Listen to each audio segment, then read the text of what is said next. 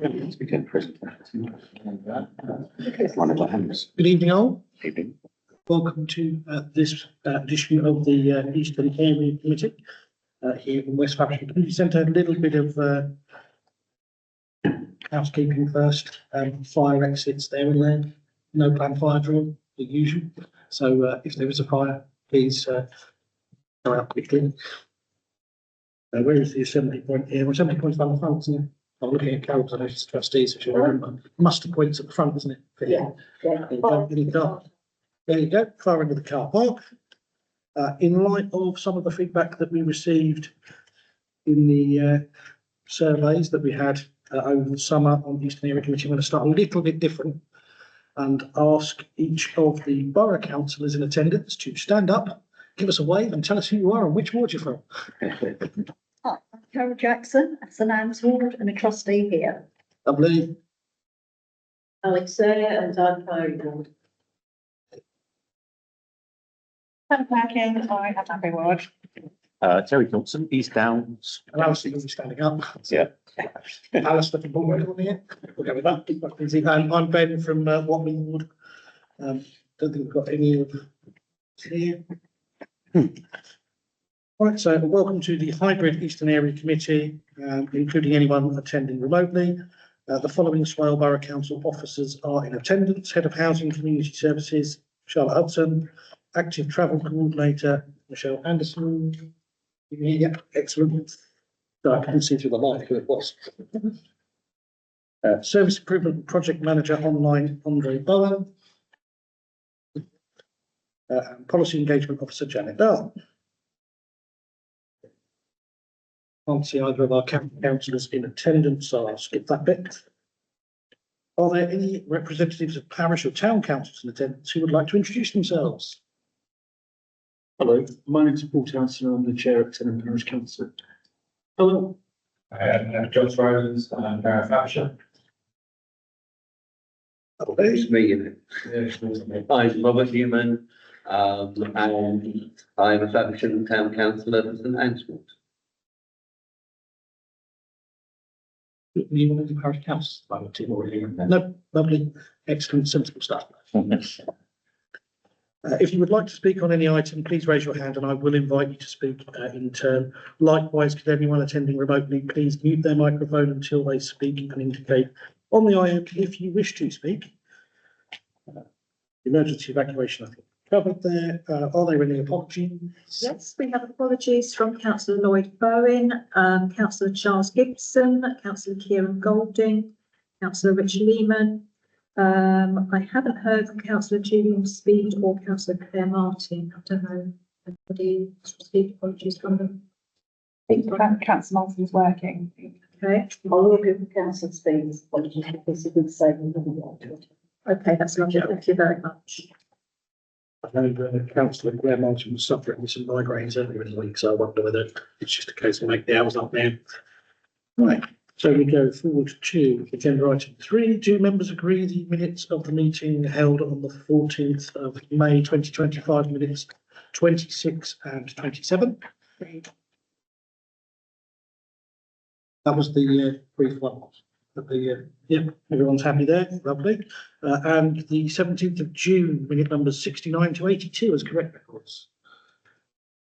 I can see some nodding, that's okay. There we go, those are agreed. Are there any declarations of interest of items on the agenda? In a slight change to what's in your agenda packs, we will be taking agenda item 6 next, consultation on public toilets. So the Service Improvement Project Manager, Andre Bowen, who is joining us online, is going to give a presentation on the public toilets consultation. Afterwards, I will ask if there's any questions or comments. Fire away. Good evening, everyone. Janet, I think we could go straight to the next slide. Thank you. So this presentation will show the current facilities within Swale, the different ways in which the service could be delivered, what we think is the most reasonable option, the consultation process, how the final decision will be made, and then at the end, as mentioned, I'm happy to make notes of any suggestions or respond to any questions the best as I can. Next slide, please, Janet. So we currently operate 16 public toilets facilities across the borough. Here, we've divided them there by area committees. So for here, Eastern, we have or Gunpowder Works, Central Car Park, and Faversham Rec Ground. Next slide, please.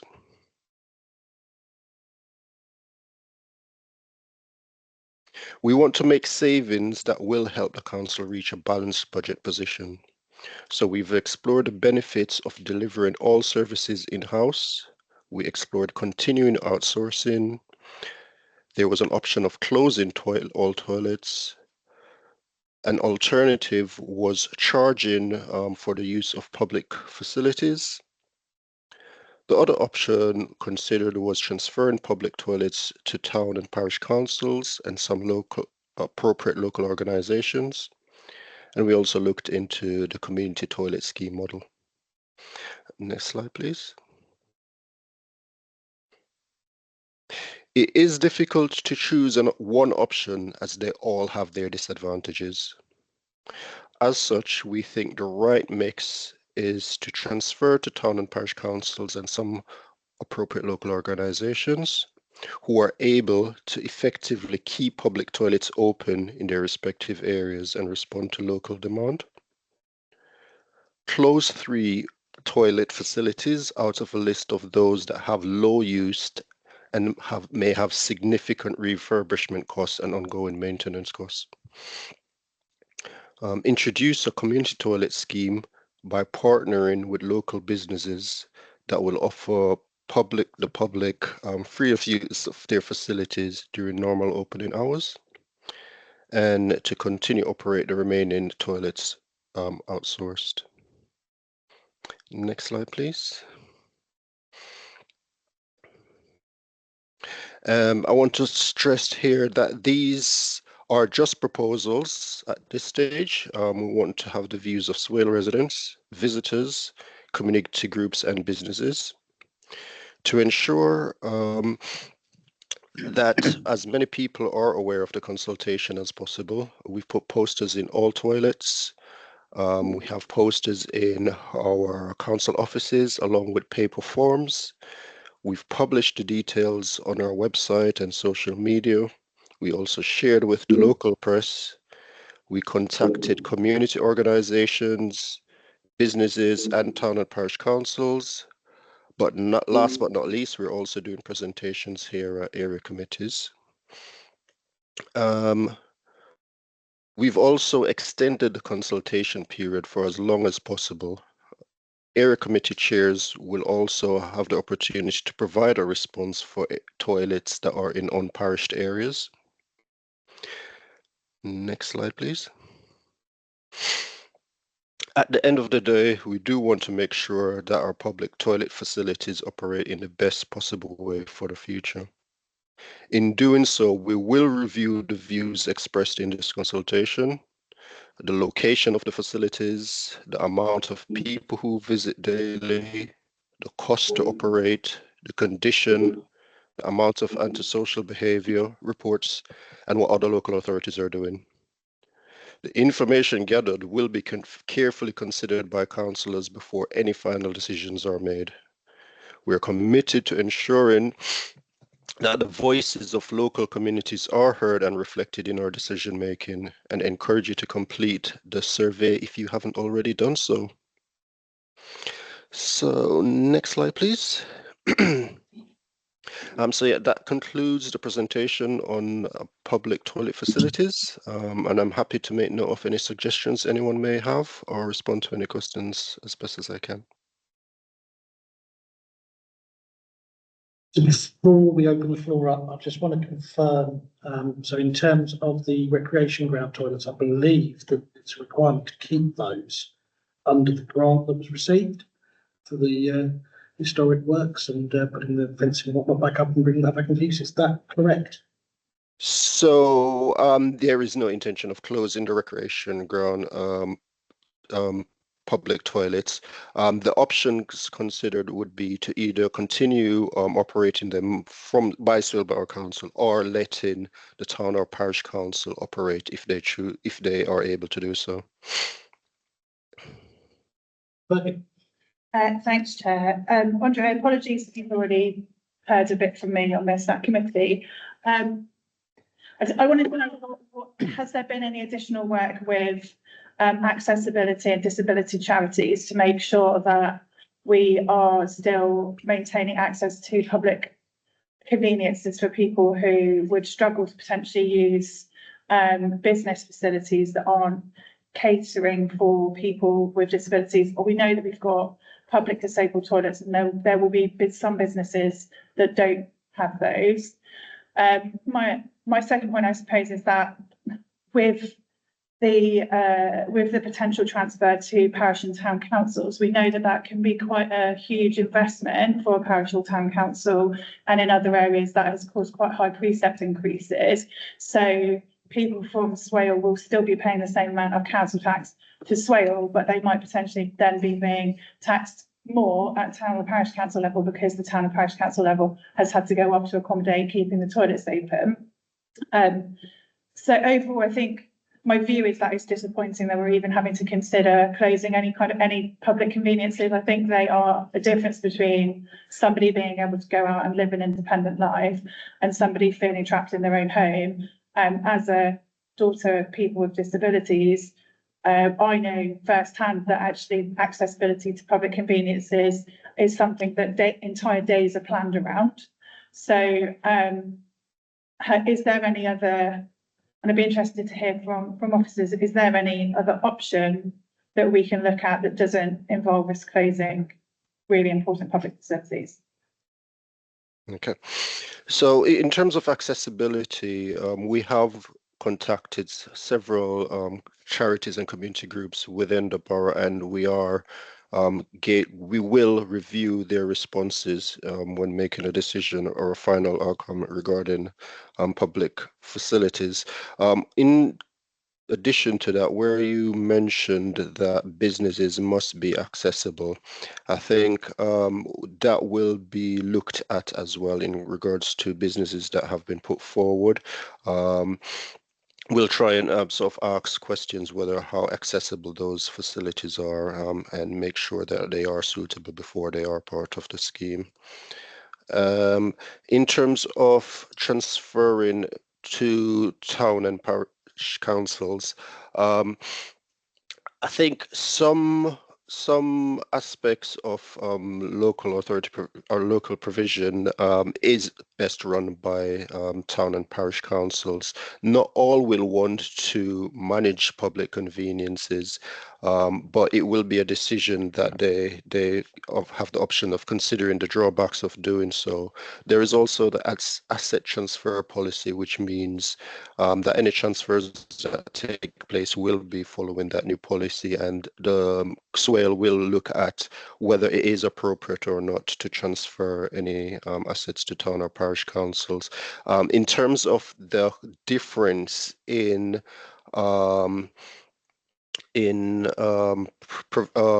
precepts and council tax, it is difficult to say at the moment whether it will be an increase or whether it be a decrease in overall costs, but it is being explored currently with town and parish councils.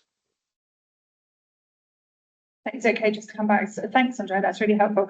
I think another thing to think about is just the longevity of community toilet schemes, because businesses aren't set to be the businesses that they are for a huge amount of time. So as an example, in Faversham High Street, we have had 2 banks that will now be pubs and restaurants. We've got 1 pub or restaurant which is now becoming an estate agents, and that's all over the last kind of 5 years. So if we're basing our community toilet design around the private sector, that's obviously an inbuilt risk to that. So I think we just need to be a bit conscious that the longevity of community toilet schemes aren't always reliable. Okay, thanks. Currently, we envision that it would be reviewed yearly, but I'll also bear that in mind in terms of risks of closure in future. Thank you. Anybody else on public toilets? Mr. Crayford? Councillor Crayford? Councillor Crayford? It's got a question. Did you say Faversham recreation toilets might stay with Swell? I believe that one, yes,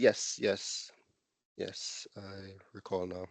So if the town council did not take them on, they wouldn't close. No, it wouldn't. But the other toilets you've mentioned, if they weren't taken on by the town council, they would close.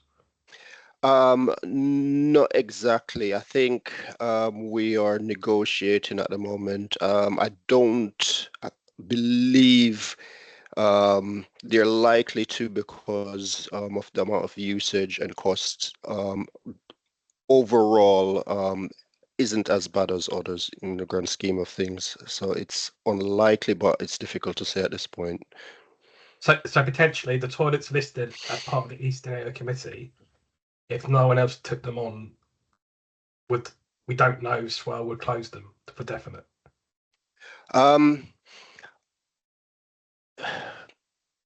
I think it would be put, once we have more info, it would be put to councillors in the next committee. But at this point, I believe it's unlikely they would be closed. So from a financial point of view, it's better for town councils to leave them as Swell than I don't see what would be the reasons town councils might take them on and at that cost if Swell going to operate them anyway. I mean, it's a very good point, and I think most town and parish councils realise the benefit of keeping public conveniences open, and I think what other local authorities have done, what other councils have done, is in a lot of cases closed many toilets, public facilities. So where towns and parish councils exist, they could potentially step in to prevent such addition from happening. Sorry, just to come back, I agree with that, but if there was a threat that they're closing, town councils would look to take them on, especially what Councillor Perkins saying about having those available. But if Swell are saying that they will remain open, I'm not sure why a town, and this is my personal opinion, this is not anyone else's opinion, I'm not sure why a town council would take on the financial responsibility when Swell would carry on with that financial responsibility. So what I'm trying to work out is, what's the risk to the toilets? Like, if we don't take this stage, Councillor Crayford, it is just a public consultation. No decision has been made, but I'm going to bring in Charlotte, because I think she has. Might help you with this one. As Andre sort of explained and the chair has explained, it is obviously a consultation at the moment, but there is a number of things that Swell Council has to consider to enable it to make a balanced budget, and this is one element of it. So the more that town and parish councils are involved in this process and potentially take over any of this asset, that will potentially us looking at how we can sustain the majority of toilets across the whole borough. Obviously, that's for each individual town and parish council to look at the business case and make the decision of what's right for their residents and what's right for them to spend their precept on, or what negotiations that they would want to have with the council. But from a council's perspective, we want to be transparent with the whole borough to say where we think that there could be a surplus of toilets, or the condition is so poor that they may need to be closed. But how can we sustain those services across the borough as much as possible in this round of budgets? You know, we don't know what's going to happen in the future, so it's trying to be proactive to protect the assets that we've currently got. And this is part of that process. So absolutely, individual town and parish councils may choose that it's not the right thing for them to do. But equally, we need to go and ask everybody to do that and have those individual conversations going forward. And of course, any budget savings here on public conveniences could be utilised on other council services which benefit that particular area. As I say, it's just consultation at the moment. Does that help, Councillor Crayford? I'm just going to make a point then for feedback. Say I would have two different views on this depending on where we were. If it's just a consultation based on that, I would have one view, thinking personally that the town council shouldn't take it on because Swell I like to carry on with it. But if Swell turned around and said they are actually under threat, we are going to have to get rid of them, I'd have a different view from the town council. So the reason I was asking those questions because it would influence my view on it depending on the situation. So I just want to feed that back that, you know, I might have a view now, but if Swell was saying we really need to offload these assets for definite, I would have a different view. I hope that makes sense. Thank you. We have visiting councillor Worcester. Thank you, Chair. I just wanted to bring the point in that public toilets, unfortunately, are not statutory obligations for the council to maintain, and that is terrible. We know how much these facilities mean to residents, but the overwhelming role of the council is to make sure that that budget goes through, to make sure that we maintain the right position. So I can understand what you're saying with regards to that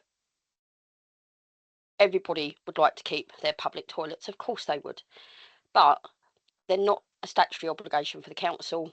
And if, for example, as we've seen other councils do up and down the country, go into that media term, council bankruptcy, which, you know, I don't like anyway, but there you go. We will be expected to provide statutory services. So unless the council takes the position of making these savings over a number of different areas, not just this area, then there could be larger consequences that we have seen. And I'm not doomsaying, I'm just trying to explain that we have seen this up and down the country, and I certainly don't want Swale to be in that position at all.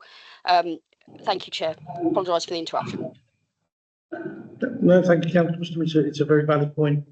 If you end up with those section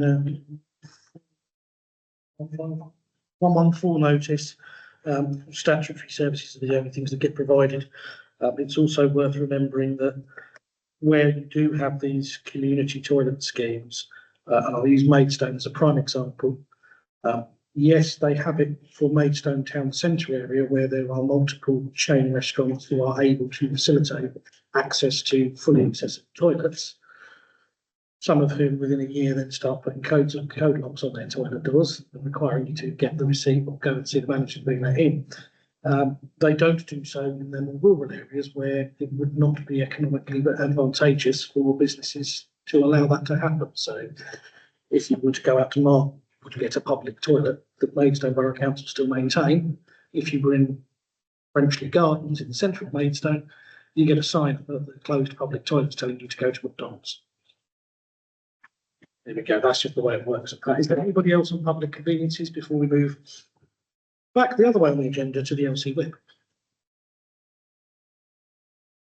There we go. Andre, we're there. I think we've got to feedback, and we'll move over to the local cycling and walking infrastructure plan and public consultation, and the active travel coordinator, Michelle Anderson.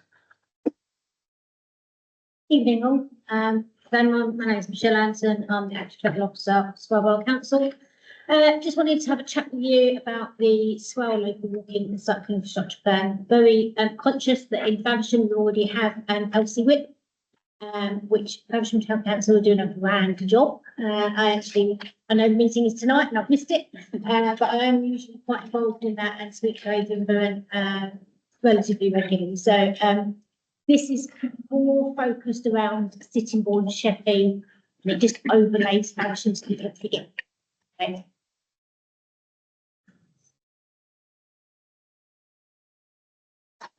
So what is an LC Whip? Why do we need one? It is a long-term plan. It's to identify cycling, walking, wheeling improvements within our borough.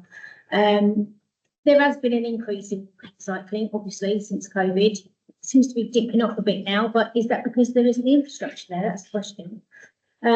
So the lack of high quality infrastructure across rural areas and certainly within our boroughs ourselves is really a problem. So if we could try to improve that, following national guidance and the infrastructure design that's given us to by Active Travel England, then we could make a real difference potentially.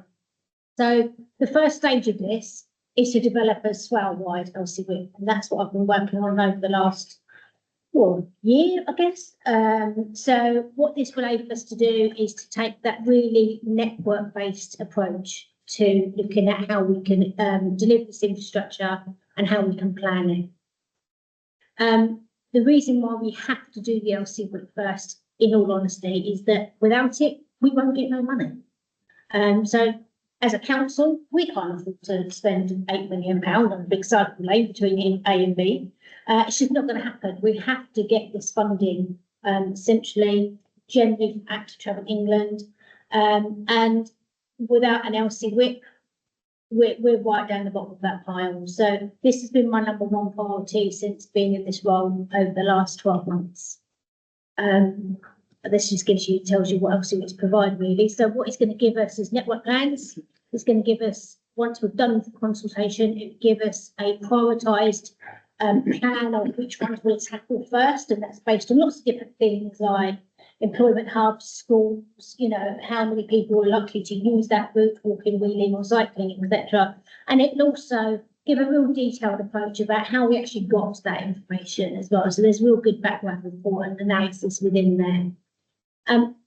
I think active travel pretty much is a no-brainer. I mean, the benefits of active travel physically are absolutely huge. So there's just some of the stats and figures there for you, but ultimately it does reduce all-cause mortality by 30%. Cancers are huge, depression, all of those things are on there. Not only that, but it also improves things such as the environment and the air quality. That's obvious that it does that. They're saying that air quality alone results in over 8,000 premature deaths. I think there was a recent case in London where a kid, a small kid, wasn't it? And they put that down to air quality. I mean, that's just shocking for me. But, this kind of thing is becoming more prevalent as cars are increasing. So this will help to improve that and lead to a lot of savings as well. The congestion side of things is a no-brainer in terms of trying to get people out of the cars onto bikes and walking. And one of the ones in London, they're saying that now 46% of people are now moving 30% of the road space if they've opened up a massive cycle lane there. Climate change is an obvious one as well. Stop the emissions going out. That will help with climate change. An interesting one, and one I hadn't really thought of before I started doing this really, is about local businesses. You're driving into town, you drive outside the shop, you pop in the shop, you get back in the car, you go home. But if you're walking into town, you meander around, you have a look in other shops, you buy more things. And actually, they are showing that there's about a 40% increase in shopping on footfall rather than people going in on cars. So this should do the economy a great deal as well. And obviously we spoke about health before as well. So I've launched an LCW public consultation. It launched online on Monday. And like I say, Faversham's already got one, but this concentrates largely on Sheppey and Sittingbourne. What we've done is we've been using data, stakeholder engagement. We've looked at a real high-level network of future wheeling, walking and cycling corridors across the borough, and we've outlined those in the LCW. So what you will see when you go online is that there's actually two documents. One of them is the main report, which is really long. It's about 150, but it's about 150 pages long. A lot of detail in there. And when I looked at it, I was like, oh my God. So put together maybe a little bit more of a succinct executive summary, which may be a little bit easier to understand for the general public, possibly, where it still outlines how we got to that stage. But also what these documents do show is that certainly within the main walking wheeling routes, it will actually detail some of the high-level interventions we're looking at. For example, it will say, we actually think a zebra crossing needs to go here, or we actually think we'll put a Dutch roundabout here, or we actually think we just need to get rid of some of this hedgerow here, and that would give us enough space to have a cycle lane, etc. This is very high level feasibility design at this stage. There's lots of level of design to go after this once priorities have been put in place. So how can you get involved? So you can give us feedback online. It is a long document. There's a lot of detail in this consultation. I'm not going to apologise for it, because if there wasn't a lot of detail in it, then actually we'd be missing out massive chunks. So what you can do is you can, when you're doing the questionnaire, is that you can skip certain areas of it. So if you're not particularly interested in walking, you can skip that, or you're not particularly interested in the Sheppey Towns bit, you can skip that. So it does make things slightly easier. Read the exec summary, all I say, or even the full LC WIP, but good luck on that one. Look at the maps and the proposed routes. So there's a very small version of them on here, but you can, the interactive map that we've got online, you can scroll in, you can scroll out, you can click on the dots and see what the interventions are, etc. And you can also, obviously, if you printed off some of the executive summary, for example, the small version, it will still have the detail of what the proposals are. You can even, if you're only interested in a certain road, you can just scroll straight into that, see what the interventions are, click on it, and just write a comment on the map. It's that simple to do that as well. So you can even upload photos and say, won't work here, look, there's steps along this bit, here's a photo of them, for example. So you can give us feedback that way as well, which would be fantastic. There will be paper copies available for this as well. So at Swell House in the reception, at the Gateway in Sheppey, and at Faversham Town Council offices, Marketplace, I'm going to put some static stands in there from the 15th of September, and they'll stay in there till the 23rd of October. I'll put out some questionnaires in there. You put it in like a little ballot box, and I'll collect those. So for those that aren't available to do it online, there will be paper options available for the 15th of September as well. Yeah, start on the 1st of September. We're going to run it for 8 weeks. So online, it will be open until the 26th of October. And like I said, there's the 3 locations for the paper copies. So once we've got all of your feedback, your residents' feedback, all of the feedback will be reviewed by the consultants and by myself. A final report will be drafted for Swellborough councillors to consider what we're going to do and whether it's been signed off or not. Each of the routes will be prioritised, like I said, based on feedback, based on the analytics that really Active Travel England look for in terms of what you need to do to prioritise things. So there's no point prioritising something where there's 1,000 residents, but actually over there's 50,000 residents that actually need something, and it's a busy hub leading to, 4 main schools or an employment hub. So there's lots of things to consider as well in this. It's not only just about people, employment hubs, schools, etc. But actually, what's the deliverability on it? Is it going to cost £20 million to put something in? If it is, what's the likelihood I'm going to get £20 million from England? But it's okay because we can break things down eventually. We can say, and they've done this in Faversham, well, actually, we can't do this whole route. But if we start by putting, this zebra crossing in here, reduce this speed limit here, maybe put the 20's plenty in place, those kind of things, it can be done bit by bit. And actually, as somebody who didn't really know that much about Active Travel 2 years ago, when I came to Faversham, I only live in Sittingbourne, but when I came to Faversham, and I brought a student here very recently, we drove around Sheppey and Sittingbourne because I wanted to show the area. Then we drove around Faversham a couple of days later, and she said, wow, this feels different. This Active Travel wise, and the way the cars are moving and the amount of bikes, it feels different. And actually, what I want to do is leave Faversham to do what we're doing, because you're doing great and we can see it. But actually, I need to get Sheppey and Sittingbourne up to where you are. Do you see what I mean? So, there is a priority there, but I don't want to leave Faversham out, and I'm still going to be part of the Active Travel Committee. But in all honesty, I'm following you, and I'm being led by Faversham as such, because you're ahead of the game. I don't think that was it for me. Perfect. Thank you very much. Before we go out to some questions, The age-old one for me is always remember that active travel is the second priority on the sustainable transport pyramid behind remote meetings. So where possible, remote meetings first, people. But I prefer those. So much easier. And of course, yes, you mentioned town council. I think there's many of us that would be at active travel tonight. Had to send apologies. Me too. I'm in trouble. The bang goes my attendance for the but more importantly than that, yes, it is a key element, not just in terms of having an LC whip for the sake of having an LC whip. It is about the funding, but also it gives you a tool to beat developers over the head with further down the road. When there's something you cannot afford, active travel will not fund. You can use your LC whip in your parish or town council response to a planning application to get the mitigation that you really want out of the 106 agreement. And we're seeing that with Love Lane at the moment. So, yeah. Any comments, questions? We'll go here and then we'll go to Alison. Hello, I'm Paul from Tenham. So one of the things in your pack, the exact same one I saw was the diagram. So I'm interested on Lower Road between Sittingbourne, going through the bottom of the Tenham and going on towards Faversham.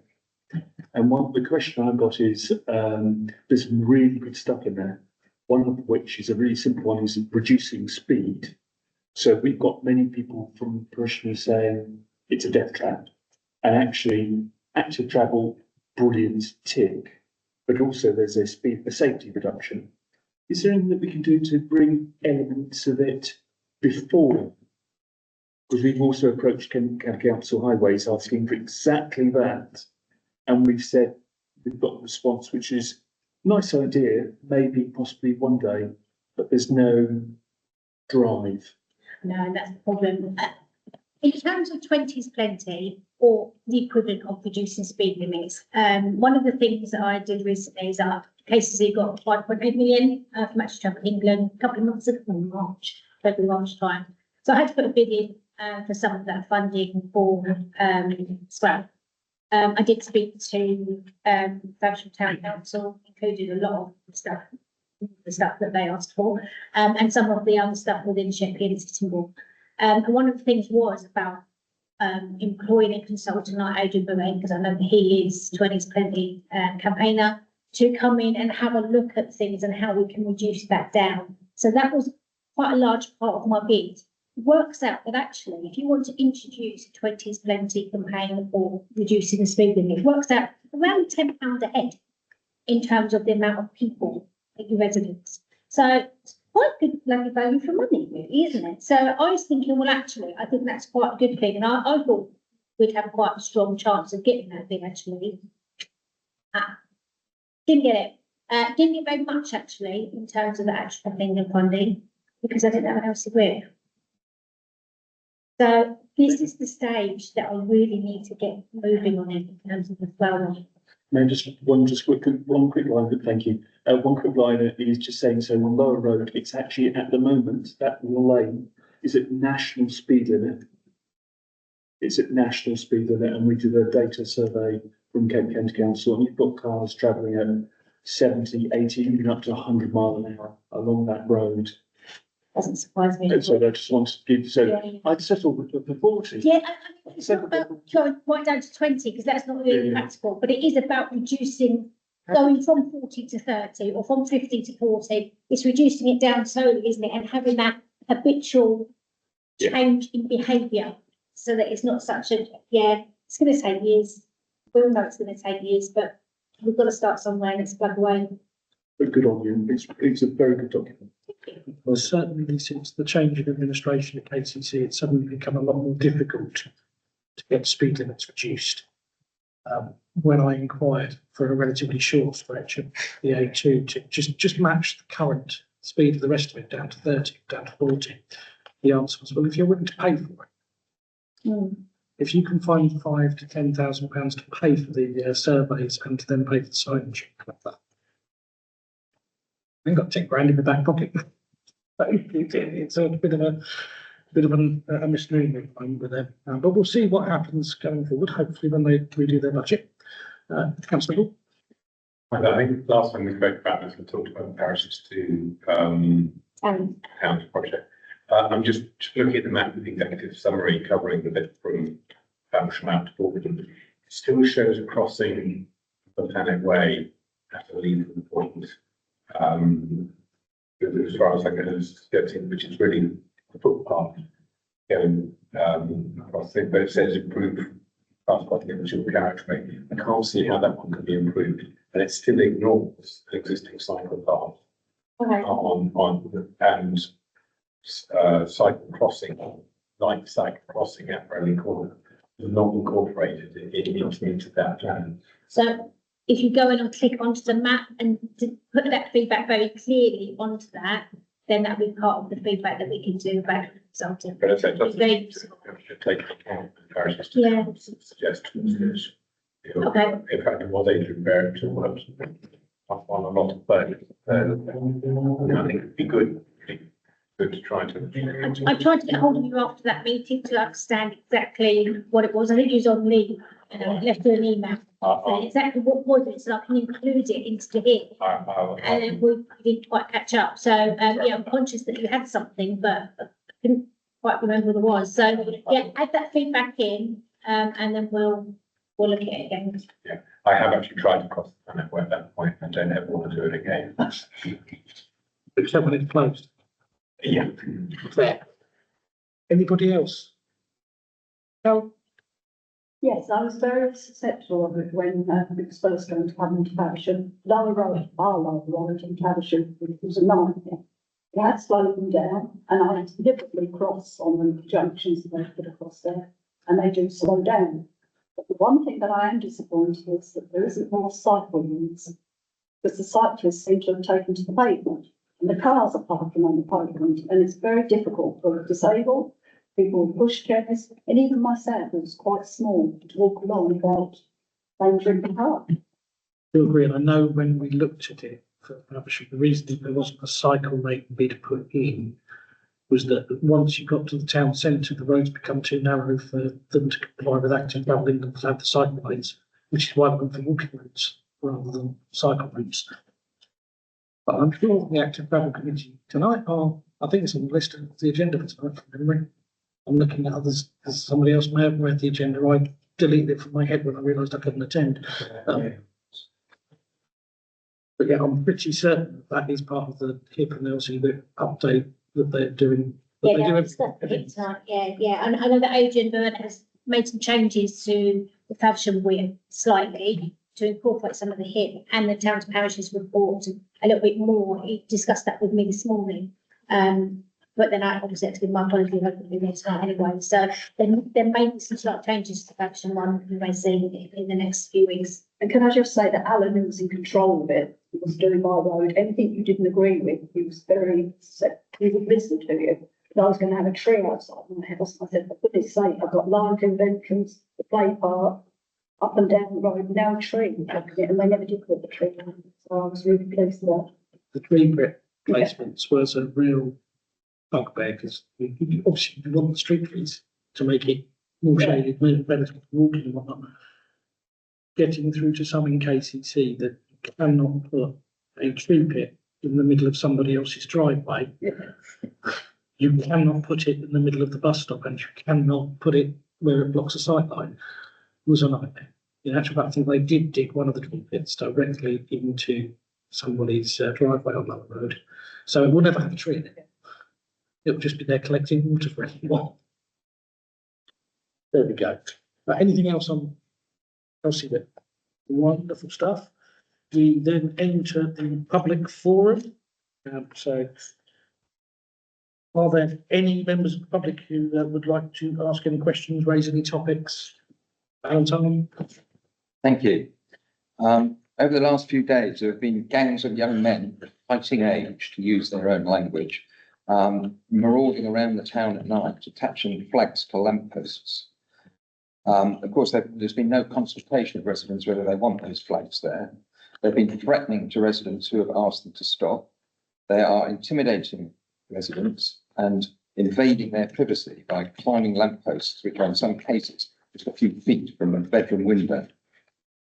There's also been considerable vandalisation of the road markings.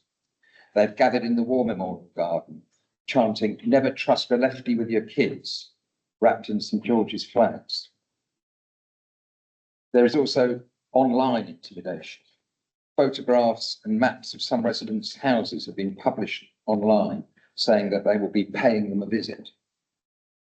On Saturday, these men plan to march to a centre that houses vulnerable children, many of whom are traumatised, to express their hatred for the children and tell them they want them out of Faversham. I would also point out that the chair of Kent County Council and Swell Borough Councillor Richard Palmer has expressed his support for this demonstration online. In short, there is an air of intimidation in the town. The fascist group that now control Kent County Council have said they will take no action. Kent Police have issued a statement saying they will take no action. The people of Faversham have been abandoned, and I've heard no leadership from Swell Borough Council on this issue. You have a community safety unit. What are our council going to do to protect the local residents and restore law and order to the town?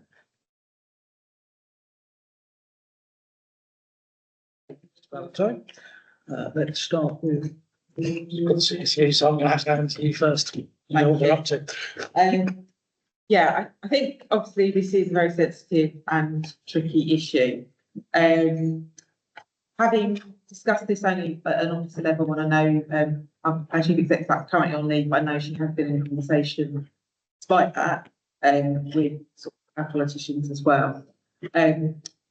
Obviously, a lot of the flags are and the graffiti and damage has been taking place on KCC assets, so we would not respond to that because it's not our assets, even though obviously they can be put through.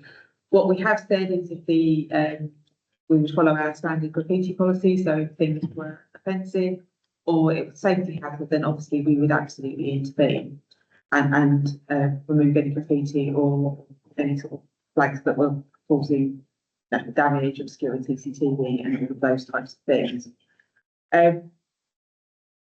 I think in terms of the community safety unit, we are very reliant on our partnership working with the police, and we've had conversations with the police about a response.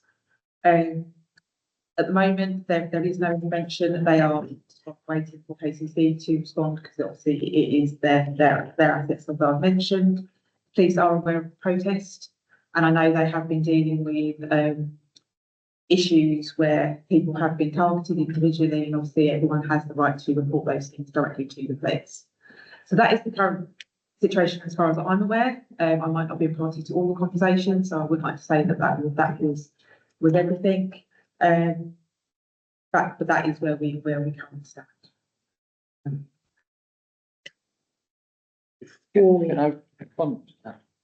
Before I bring anyone else in, I want to come back to just a very brief one on this. So I'm aware that the town council had staff attempt to remove on the initial sets. They had to stop because they were being threatened and abused whilst trying to take down some of the flags on that initial first wave. We have had, I believe, both county councillors for this area contact Highways trying to get works done. We had a suggestion from a highway steward that the graffiti markings on all the road markings would have to be removed and it was going to cost £15,000. That seemed to have stopped, even though we were told that they would be working all over the weekend to remove them. And that was just for the Faversham area. That was excluding Sittingbourne, Sheppey, Dover, Maidstone, etc., that have all also suffered. So there has been calls from, I believe we're now in the situation where multiple councillors from this area have had to make reports to the police due to harassment, intimidation. I think we're at the stage now where I don't think there is a single councillor in this room that hasn't at some point over the last 2 years had to report harassment and intimidation and have conversations about Operation Ford with the team at Kent Police. So it is reaching a point, and I know I left a meeting last night where not a single councillor was able to walk out on their own. We made sure that everyone left in pairs, because that is the level of intimidation and fear that is being put into the elected representatives in this area now. That is the level of fear that is being put into residents at the moment. I know my inbox has got 10 emails in it from today, where there are members of this town who are in tears because they have got flags being placed outside their doors. And it doesn't seem to be coincidence that it's always the family from an ethnic minority. It's the family who work in the Chinese restaurant, or it's the Muslim family. They can't even put the union flag up in the right direction. It's absolutely criminal, but apparently no crime's been committed. Councillor Black. So I've got a lot of thoughts about this entire situation. I don't think it's entirely fair to say that Swale hasn't shown any leadership. I think there has been attempts to show leadership that have been squashed actually by politicians. I am looking at potentially going to the Standards Committee for writing a fairly unobnoxious post about not being racist and how we can be nice to each other.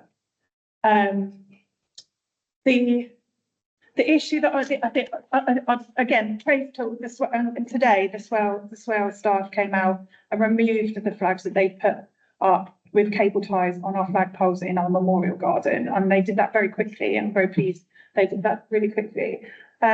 Lots of councils have been working really hard with the CSP, and actually I think like the Community Safety Partnership has been working with the police, and again thanks to the officers that has been happening. The problem with going out on the front foot against them is that is what they want to happen.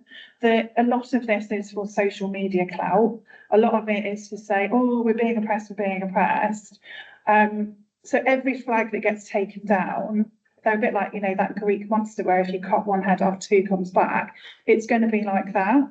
And what I find really difficult about responding to it is that showing solidarity for residents who have, when I said to group leaders recently, I've had people that have said to me, I've been told to go back to my own country. I've been told I should be more grateful to be here. All of these horrendous things that people in Faversham especially have been told. I got told, where's your evidence? Bring it to council. It's like, and I'm sorry, but it's not a discussion for council. If one person is saying they're being racially abused, I believe them, and we should just be condemning. We shouldn't have to go to the effort of bringing a motion to council. It's nonsense. If people don't agree with racism, they should say don't agree with racism. If they're silent in that, it's complicit. It's being complicit. So I think there has been leadership. I think there's been a huge attempt to not give the people that are causing the damage any more airtime, and that. I mean, I've been really heartened by the response from the community, who have really kind of come out in large numbers to support, firstly, the kids that are at Acacia Court, who are really caught up in something that is completely beyond their control. And it's desperately sad to see anyone campaigning against unaccompanied children in a children's home. Like, it's just vile. But also that have come out and, put posters in their windows. They put other kind of flags up. They're responding really positively, and I think that's really helpful in combating it. And I, as community chair, I feel a little bit redundant in not being able to do more about it. But also, as Ben has said, I have to be quite conscious about the fact that these people have been really aggressive towards me and my colleagues. And as much as I want to be able to stand up and say what they're doing is wrong, I also don't want my family being threatened. So balancing that personal responsibility versus responsibility to my kids is also really difficult. So I think, hand on heart, I can say I'm doing everything that I can do at the moment. And I know the officers are doing everything they can do. I think Kent County Council have been a massive letdown on this. And I actually think the police need to be doing a lot more. I've spoken to them this week about the need to do a lot more. I don't think they're taking it seriously enough.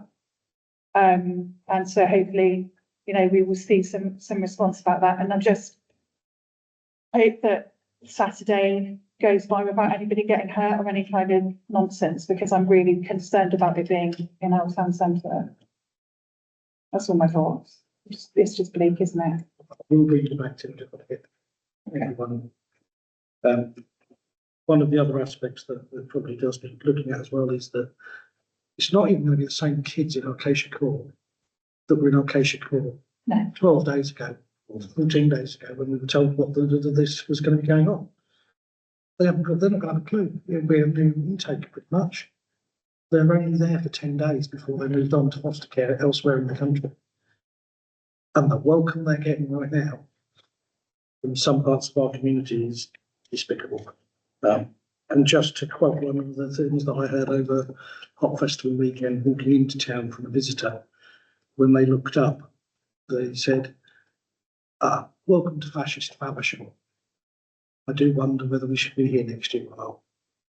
And that's not exactly appealing for anyone with family in the hospitality industry. Councillor Gould. You mentioned about the council of it. One thought I was thinking that we would be just a way of pursuing this would be just on the conservation area. There's an awful lot of flags going up in the conservation area. You can't trim your tree in a conservation area without planning permission. So there's clear planning breaches here. It may not be the KCC responsible for putting them up, but if they're not taking them down, they're responsible for keeping them up. And I think we should be asking, maybe from this committee, that the planning enforcement look seriously at that, because it's, after all, that is a legal thing that is in a conservation area. You can't do things on your own to affect the wider community, affect the wider community. And this is that really large. And I think that's an approach that Swale does have to enforce, and I think we should be encouraging the relevant officers to do so. Just to say, so that has already been discussed internally with the conservation officer and the planning enforcement team. Quite rightly, people have said we are in conservation area, or most of Faversham is in the conservation area. The regulations really are actually bizarrely around the size of lettering on the flag in a conservation area that makes it a breach, and regulations around if it's on a flagpole.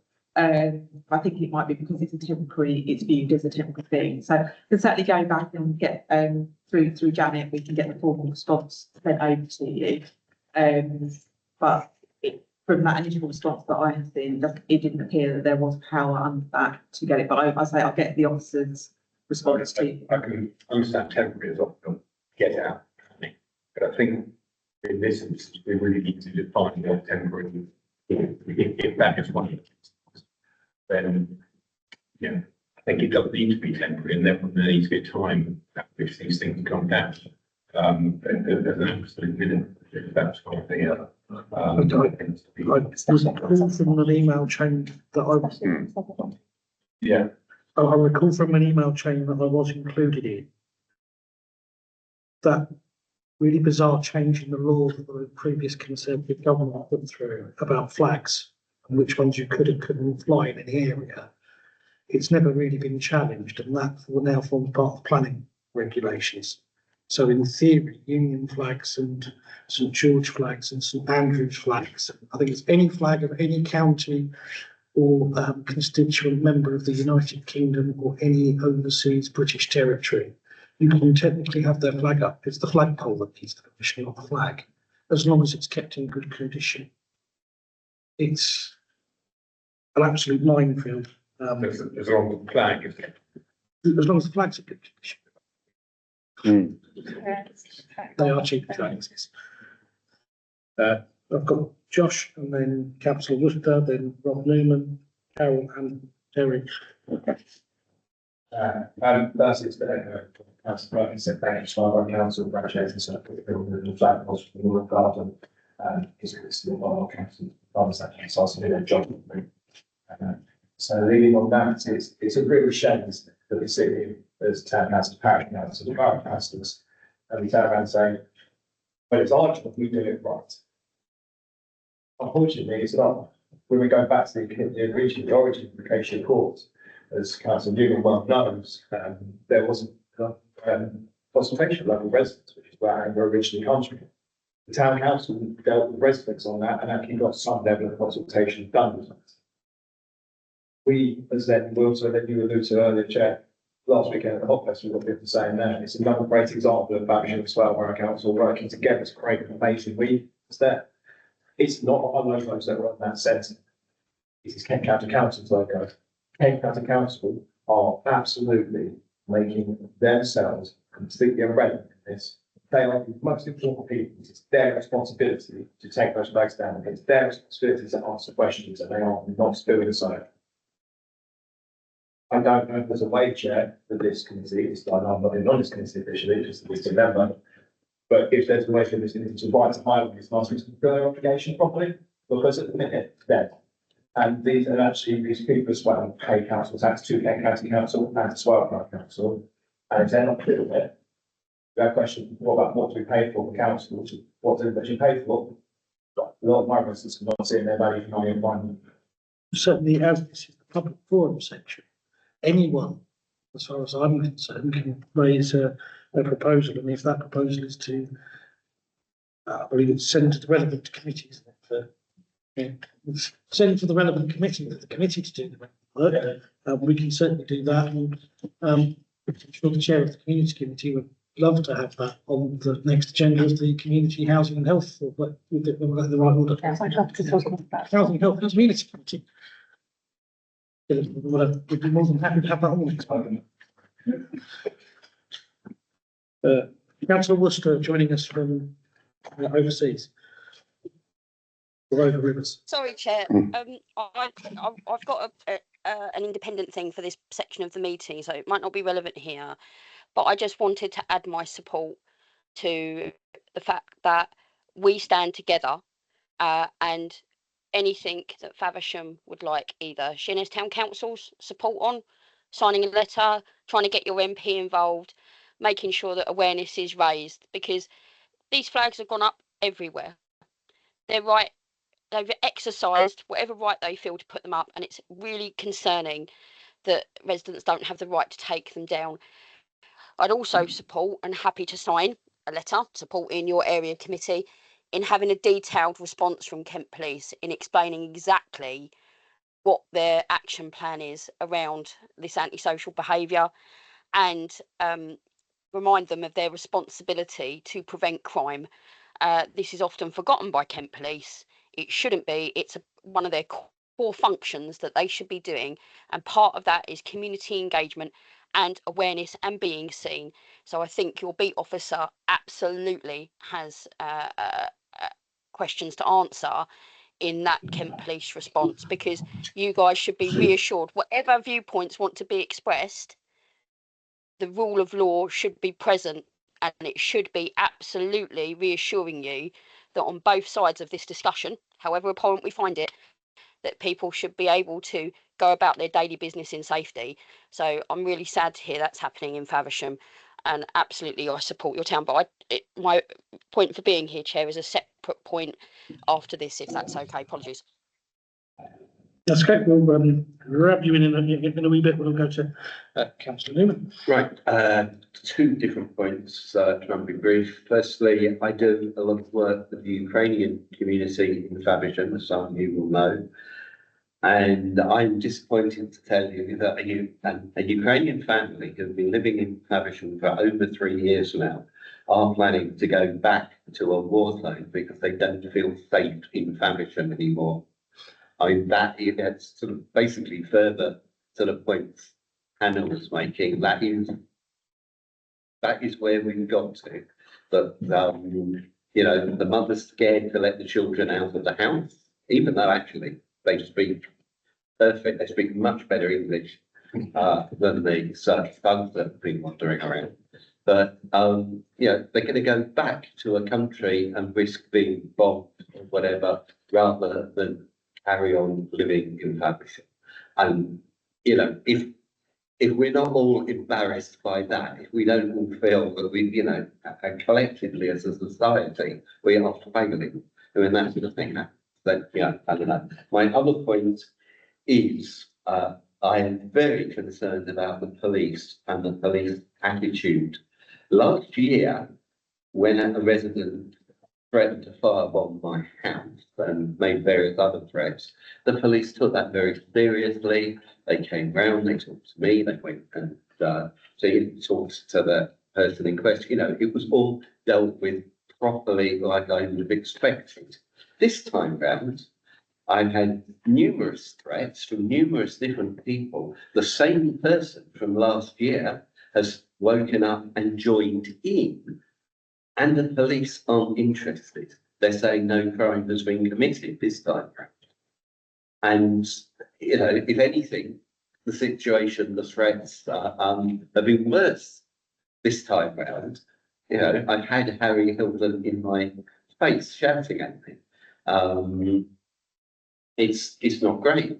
The police's attitude has changed. I don't know if it's because of one individual in charge, but I mean, this needs, you know, it needs to be escalated. It needs to be taken higher, or something needs to be done because they're not doing their job.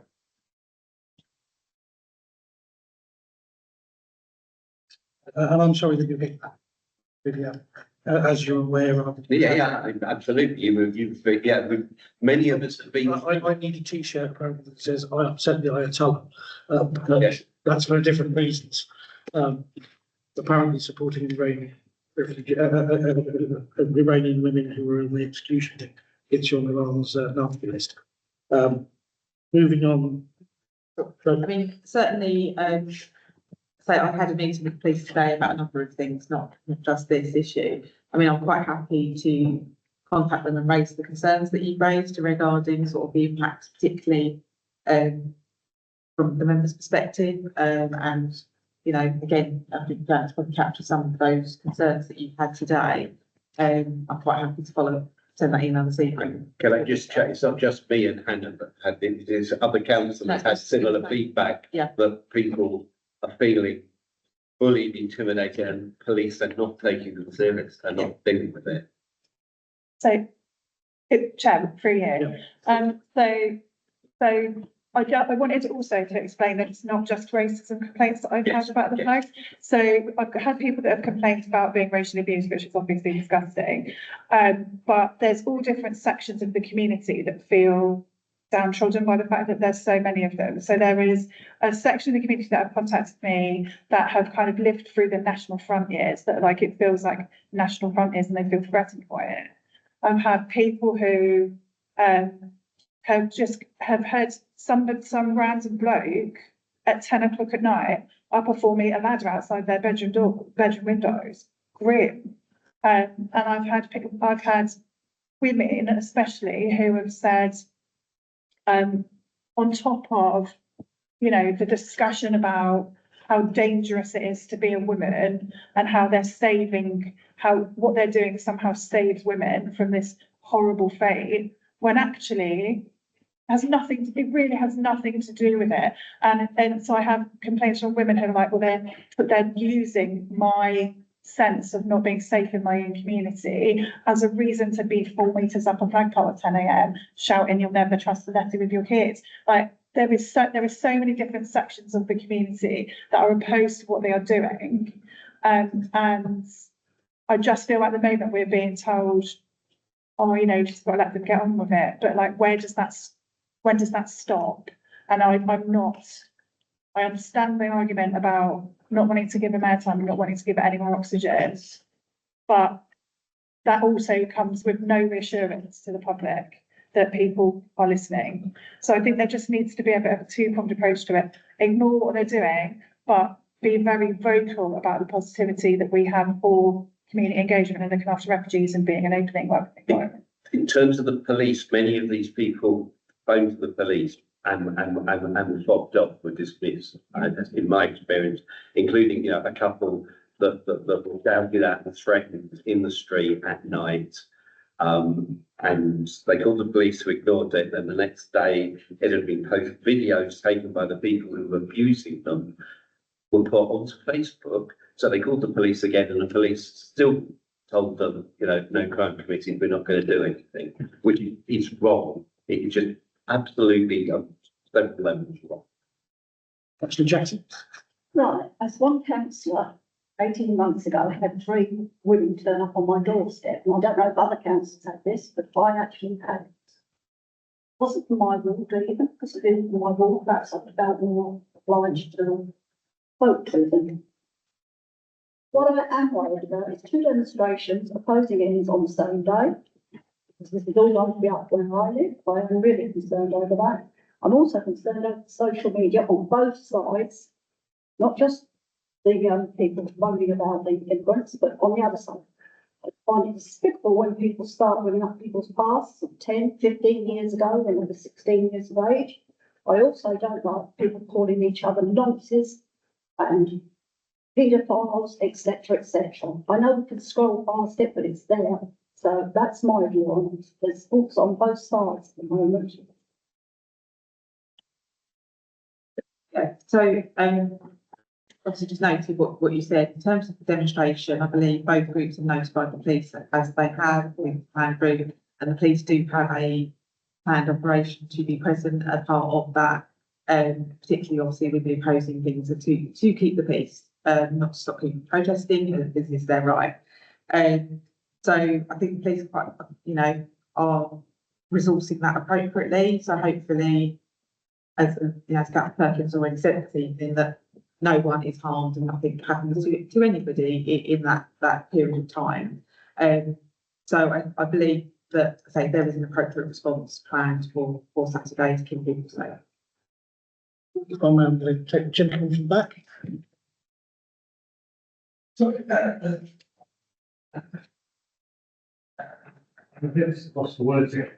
I'm in a mixed relationship, I'm not mixed this. My wife is terrified of this. Yeah. This is not about 2 sides. I'm really sorry for any here. There's a lot of things going on. One side of them, these people are foul, they're intimidating. Every person, I know a lot of people, because we're in a shared relationship, and a lot of people that my much is they're all terrified. They're all terrified.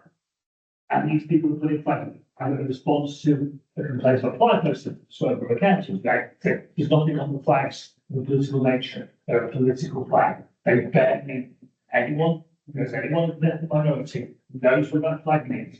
Look at the people that are putting them up. They should be taken down. And it's not a 2-sided argument. Everyone should be at Town Square tomorrow, facing these people down. And possibly the only way it's going to get dealt with is if the town is wrecked tomorrow. Because at the moment, nothing is happening. And I get it, you can't do anything, again, I can't do anything, but it's the movement.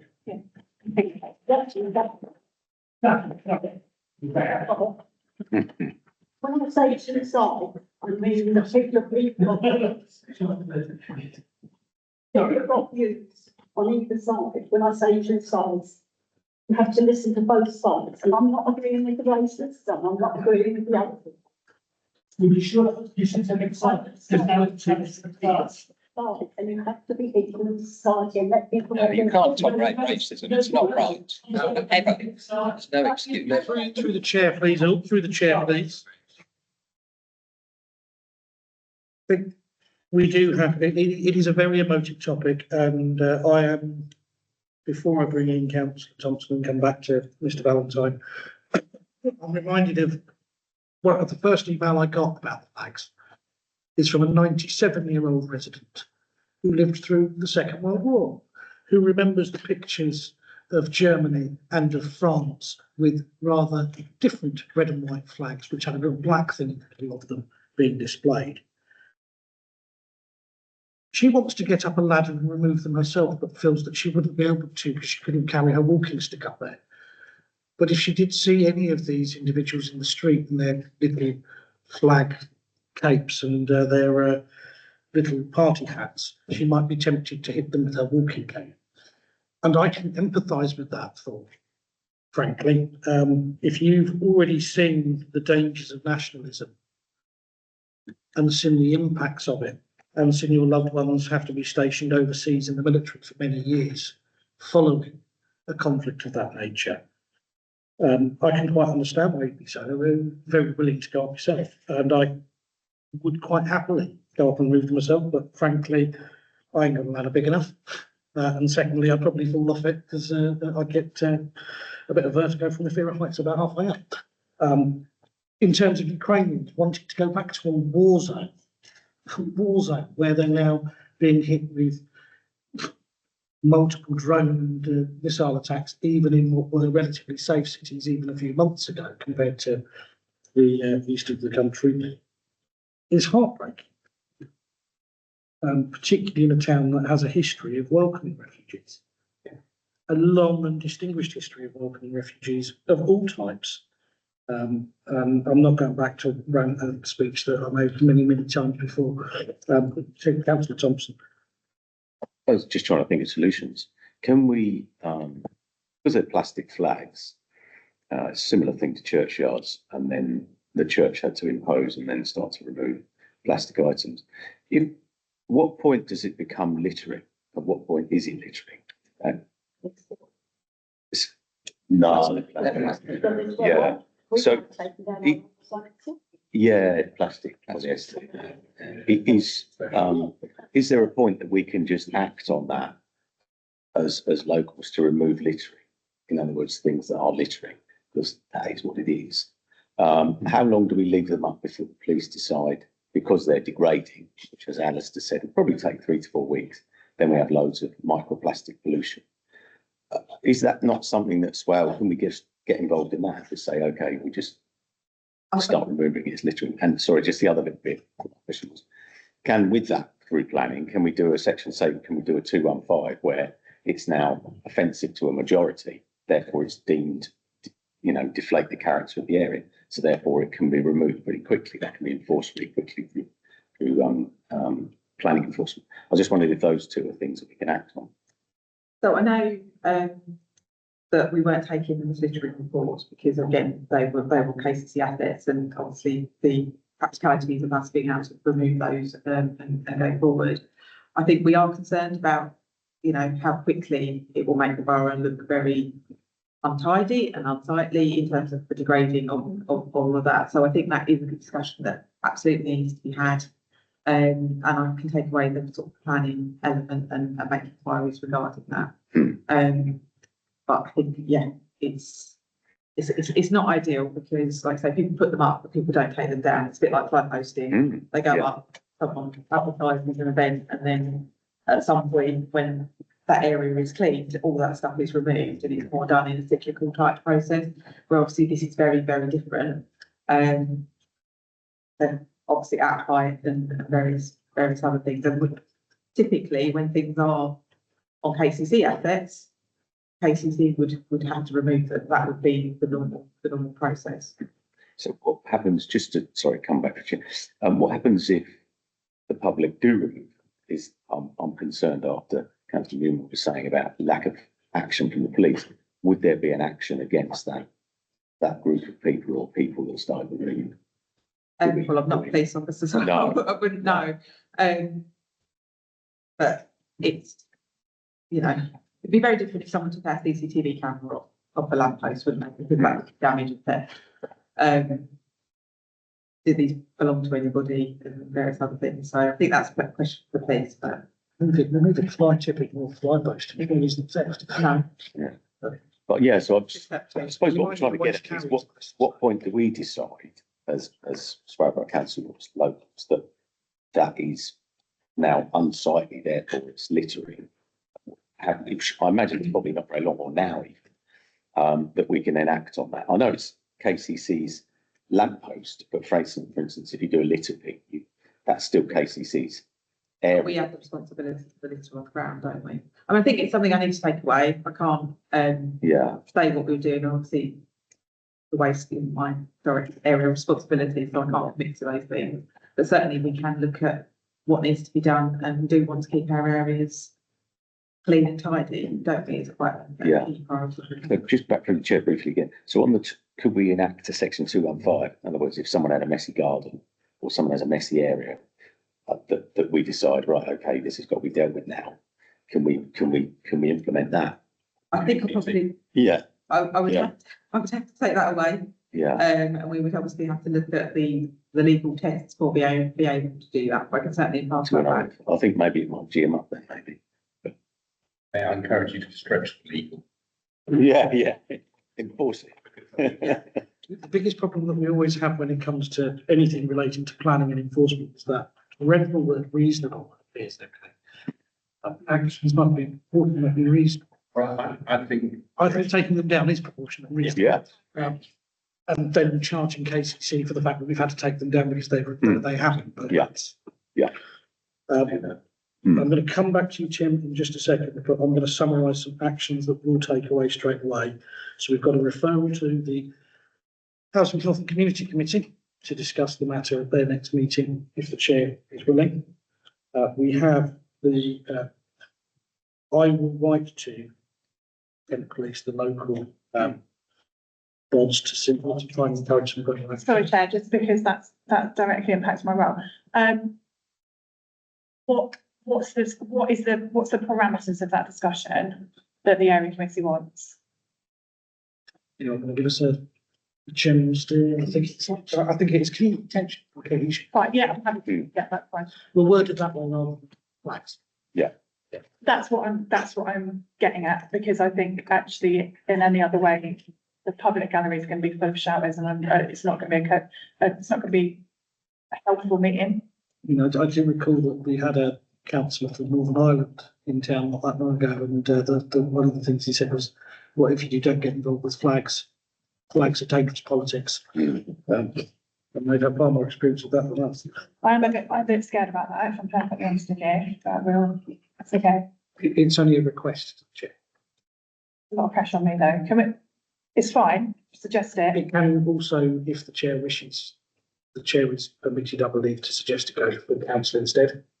I think can we discuss it after the meeting? I'm happy with it to be a recommendation. I just want to make sure that members and staff are safe in whatever happens with that meeting. We could refer it to community safety partnership, because I'd say community tensions would form part of that. Obviously, the committee has a responsibility to scrutinise the community safety partnership, so it could be that we discuss it with the partners, because obviously a lot of what has been raised today is around the interaction between a number of agencies and the impact that it's had on local residents. So it may be better for it to be discussed in a partnership forum and that to be fed back to the housing health.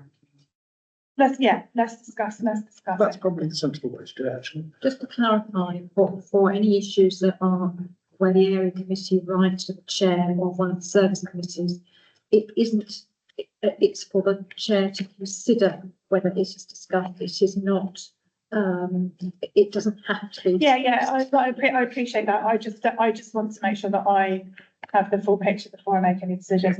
And I want to do as much as I can do. I just have to make sure that there's been some really gross stuff happening.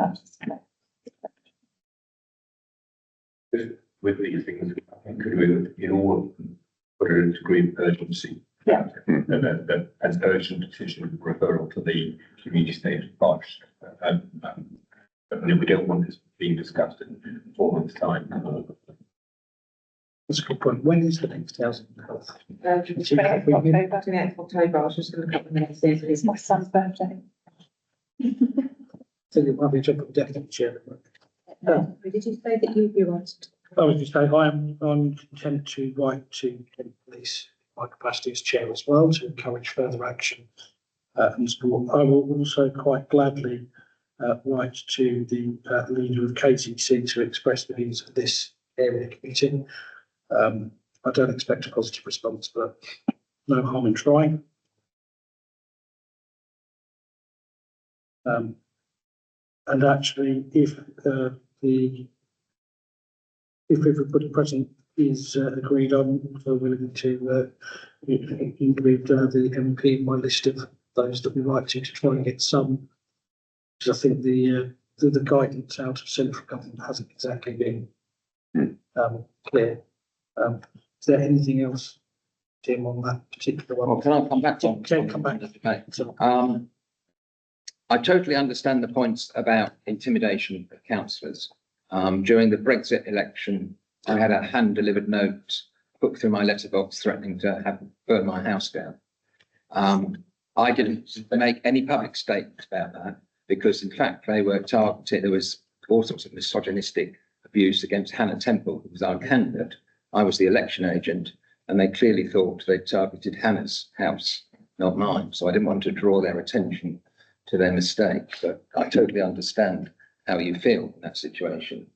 And I totally understand your frustration with KCC and Kent Police and the limited powers that Swale has. But I think this situation is much more urgent and important than the response that we're getting. To be honest, something goes to a committee on 28th October, I'm not interested. I don't think anybody else will be. There's a lot you could do. The leader of the council could write a letter to Kent Police and to the leader of KCC and publish the correspondence so that everybody can see that they have been written to and they are failing to respond. There should be a police presence out in the town now. I'm quite sure flags are going up while we're sitting here, and they should be out. They should be a police presence in the town tomorrow night. I think it was on my way here, there was the police car driving. They are. Well, So I think they might be on their way. but then let's know about it. Let's see some publicity that the police are out in the town and are being there. Swale or the leader of Swale Borough Council could report Councillor Palmer to the Standards Committee for his online comments about this demonstration tomorrow and publish that. Let everybody know he's been reported to the Standards Committee. We need communications like this out fast before Saturday to give the residents some confidence that their complaints are actually being taken account of. Everything I mentioned in what I said, there is evidence of. Most of it has already been reported to police or it's online. And I've certainly seen accounts in private groups. So there's evidence that's there to be collected. And the police are just turning a blind eye to it. There was one very poignant point when someone was saying, oh, the police won't respond. Somebody said, oh, just tell them they're putting up Palestinian flags. And then they'd be out there, wouldn't they? So we've got political policing and we've got to stand up to it. And we've got to stand up to it fast and clearly and strongly. And that's what I mean by leadership in Swale Borough Council. And it's down really to the leader of the council, which I've heard nothing to be making a very, very clear statement that this will not be tolerated because there was intimidation in the town and it's just going unchecked. People saying, oh no, we don't want to upset the people who are doing the intimidation. Well, it's not good enough. And that is exactly why I said straight away that I'm more than happy to do the letter myself as the chair of the committee. I'm also more than happy to ask the leader of the council to send the letters as well. The leader of the council does hold a regular meeting with all group leaders, which I think is fair enough, given it's a minority administration. And I know it was pretty quick to sign the joint statement that was released. Was it Friday or yesterday or Monday? I've lost track of the days of the week now. It's Monday and we have a joint meeting tomorrow. So if I can ask for, obviously I'm going to send the email tonight, but just in case he doesn't see it, are you happy to, on that, just ring him up, wake him up. I wish I could, I don't think I've got his number. That's the only. It's online. I'll have a look. If you have a look and do that one. We've got that. I'm going to extend this session. I know it's supposed to be 20 minutes, but I know that Councillor Worcester had something else that she wanted to mention. It had nothing to do with flags and racism. Yes, Chair, but just really quickly, I have to say that please be careful when you're referring to Kent Police. Uniformed members of Kent Police do not make the decisions about how or what work that they follow. That is made by strategic decision makers well above uniforms pay grade.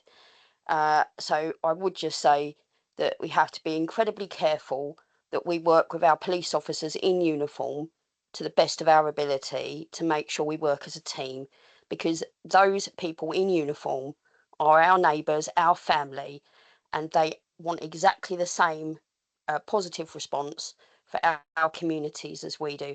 It's just, I have to say that I'm apologies, Chair. Anyway, what I did want to say. I think you'll get much sympathy in the room for that, and I'm sure many of us are fully aware of the level of abuse and whatnot that our regular uniformed officers who we might see out and about on the street who far too often ride solo or single crewed receive. And we do appreciate the work that they do. But somebody somewhere has to answer for it and get the backsides of gear. So, please carry on. So just to come back to my original point, which is actually why I attended your meeting this evening, was because I'd like to say congratulations to Faversham on a very, very successful hop festival that the town has just managed to complete. I don't know the ins and outs of how that hop festival is organised, but I've seen some very positive response on social media, and in my role as committee chair for environmental services and climate change, I attended Faversham to go down and have a look to make sure that the town wasn't overwhelmed by waste from the festival. I've got to say the town was immaculate.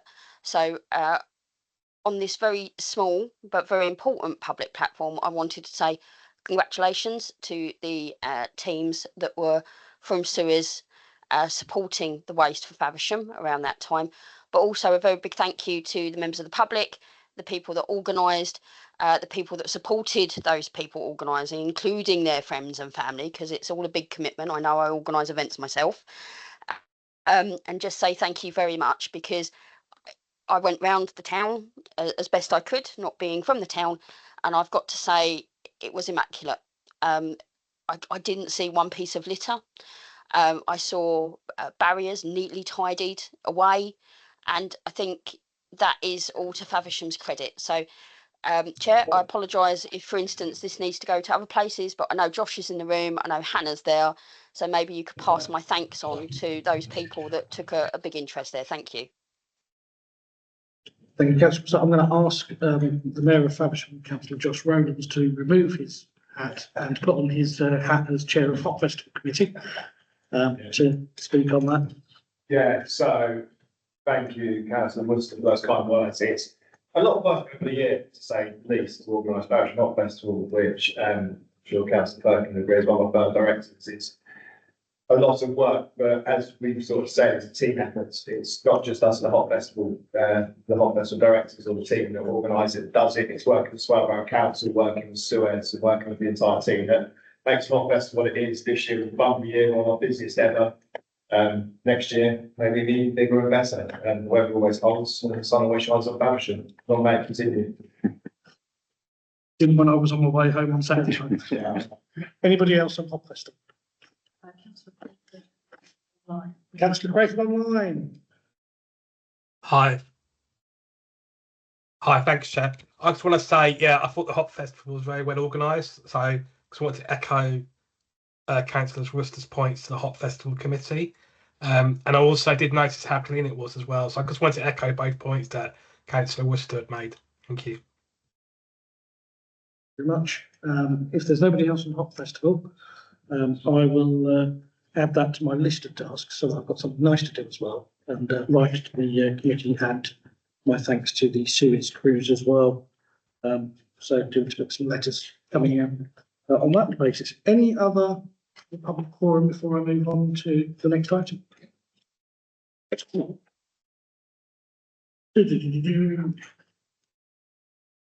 Mention of the AONB to interconnect forest areas. I believe that's you, Mr. Thomas. No more. Next. We can't just plug you in. Should want to join the meeting. Yes, I can just see that. Please, what? So any minutes for anyone?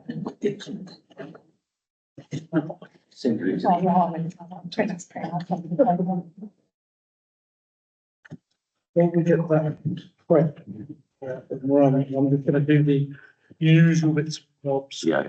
So I will jump to item 9 and come back when you get correct. So item 9 is community governance review. So the Borough Council has set up a working group for community governance review. This is basically deciding parish and town council boundaries and the like.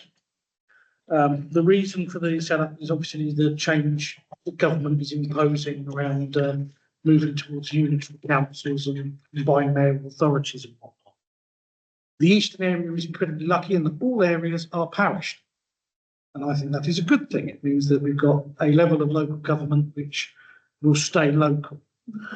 That being said, we are setting the terms of reference over the next couple of weeks for the working group. And we sort of need to know, is there anything that the eastern area wants us to look at? Do they want us to look at odd boundaries? Parish councils that aren't necessarily doing anything that might need to be abolished? Parish councils that work together really closely and might want to become one parish council rather than need two? Or, you know, anyone that thinks it's time for a separatist movement from their current parish?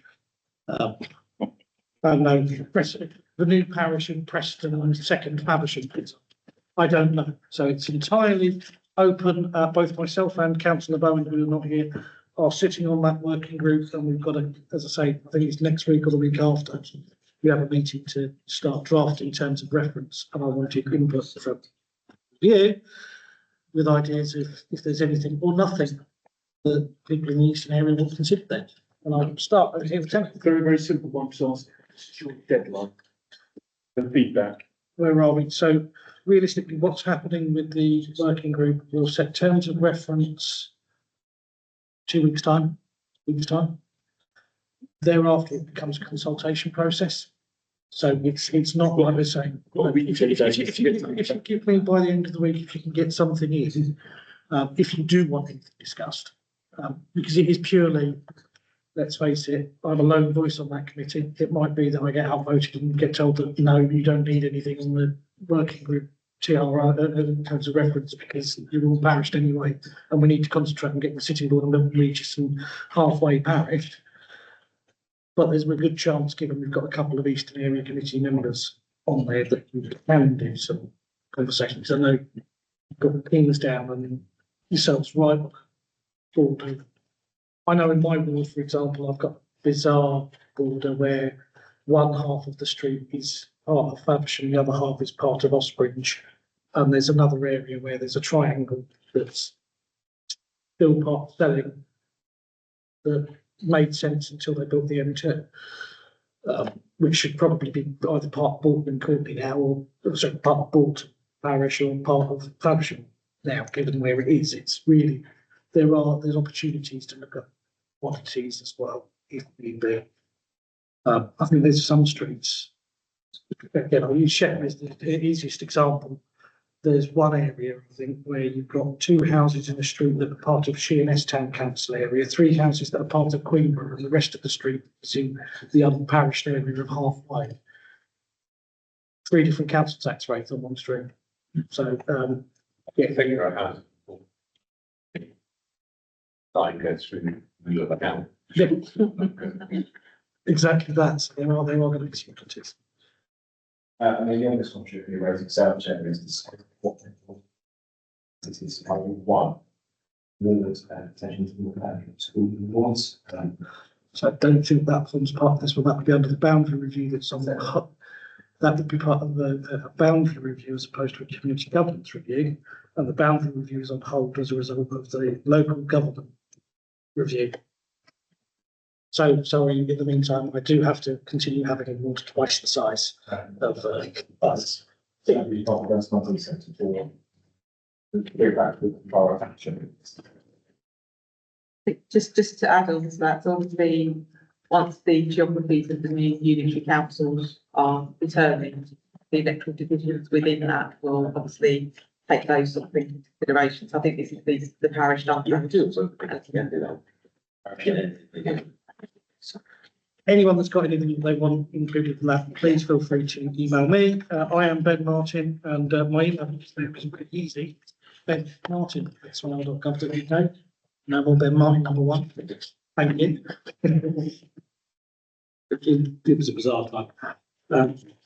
Are we back up? Well, we can't connect it. No, can't do it. Fortunately, We're going to go verbal. Just go verbal. Old fashioned.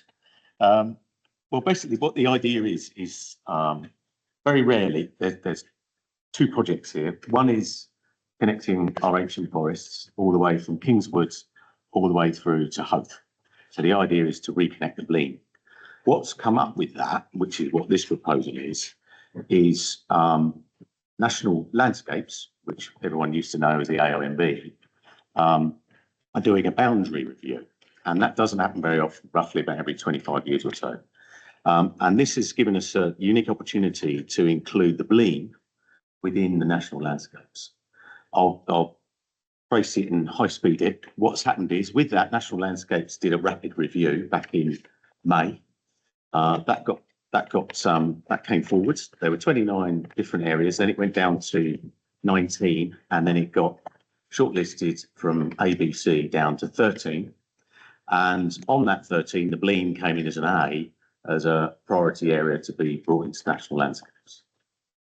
What I'm hopefully trying to achieve is, with others, is support from the Eastern Committee, and then hopefully through the Environment Committee, and then through SBC, to get Swale Borough Council to support that application or that boundary review to bring the Blean into national landscapes. Because we feel that the constraints from the NPPF and planning are such that this can't move forward very easily. It's because of the prejudice to build. There's an issue with our natural environment. So it's actually the other way around. A lot of people like to say that, oh, we're applying constraints by putting things in a national landscape, but in fact, the constraints are already there on our natural environment. So that's the sort of the condensed version of what I was going to show you. And with that, with the bigger proposal, what we were hoping to do with connecting the forests is, with national highways, is create a land bridge to reconnect the Blean over the A2 as part of it. National highways, which I'm communicating with at the moment, I just sent them all the detailed surveys and bits and bobs about the areas. It's come back to us. They haven't confirmed this yet, but we're hoping it's true through Kent Wildlife Trust, that they prioritise that area as a connection point for mitigation from other national highways activities. So the ones in Maidstone and other places like that. So there's a really good support. What I've been doing is going around all the local parish councils, and so far we haven't had one, which is great news, who've not supported the proposal. We've had a great bit of news as well, because at the time, Canterbury City Council had said in writing that they wouldn't support the application. But what's happened now is the Blean area of land, which we think might have been part of the issue, has now been removed. So we're hoping that that might change. We'll find out. We'll see. But I've forgotten what I was going to say now. But what we're hoping to do basically is try and get support from each of the local councils, so Canterbury City Council, Ashford Borough Council and Swale Borough Council, to hopefully function as a little cooperative to make this happen. And going back to the, what's it called, SC Whip? The LC Whip. It was interesting listening to that, because part of this is to then bring in circular and long walks to give everyone within those areas, so it would be quite a nice catchment area, especially Canterbury and Faversham and Whitstable and things like that, access to wilderness. And it would make a really great opportunity to be able to join all those areas up without having to go on a road, without having to, interact with industry, if you like. And it would give, the main reason for bringing it in is the areas for us to be able to make these particular areas of forest survive long term is we have to protect the interconnected zones. And at the moment, they've got no protection at all. So it can just be sort of run roughshod over, really. So we feel that if we can connect the interconnected zones that aren't protected, we can then hopefully get national highways to bring in a connection. Doesn't necessarily have to happen, but that would be a really good positive. And then the areas that then run along the ridge all the way through from Borton all the way down through to Whitstable and down towards Howth. I don't know, it would just really secure the spirit of place of that area. So then everyone would know what it's about. So I've sort of précised a 54-page thing there, but that's what we're hoping to do. The main thing is to get support, written support, which is what we need. We need political support, because it turns out from national highways, from national landscapes, that they're saying it needs political support. It needs groundswell and people to say that they want that to happen for it to happen. So that's basically what we're looking at. I've got some plans, so I can pass these round. And the key thing is none of it's set in stone. So at the moment, National Landscapes, if they decide to move forward with it, will then put people on the ground to decide where the boundaries are for the areas that fit the criteria for it to be in National Landscapes. So it won't be down to us.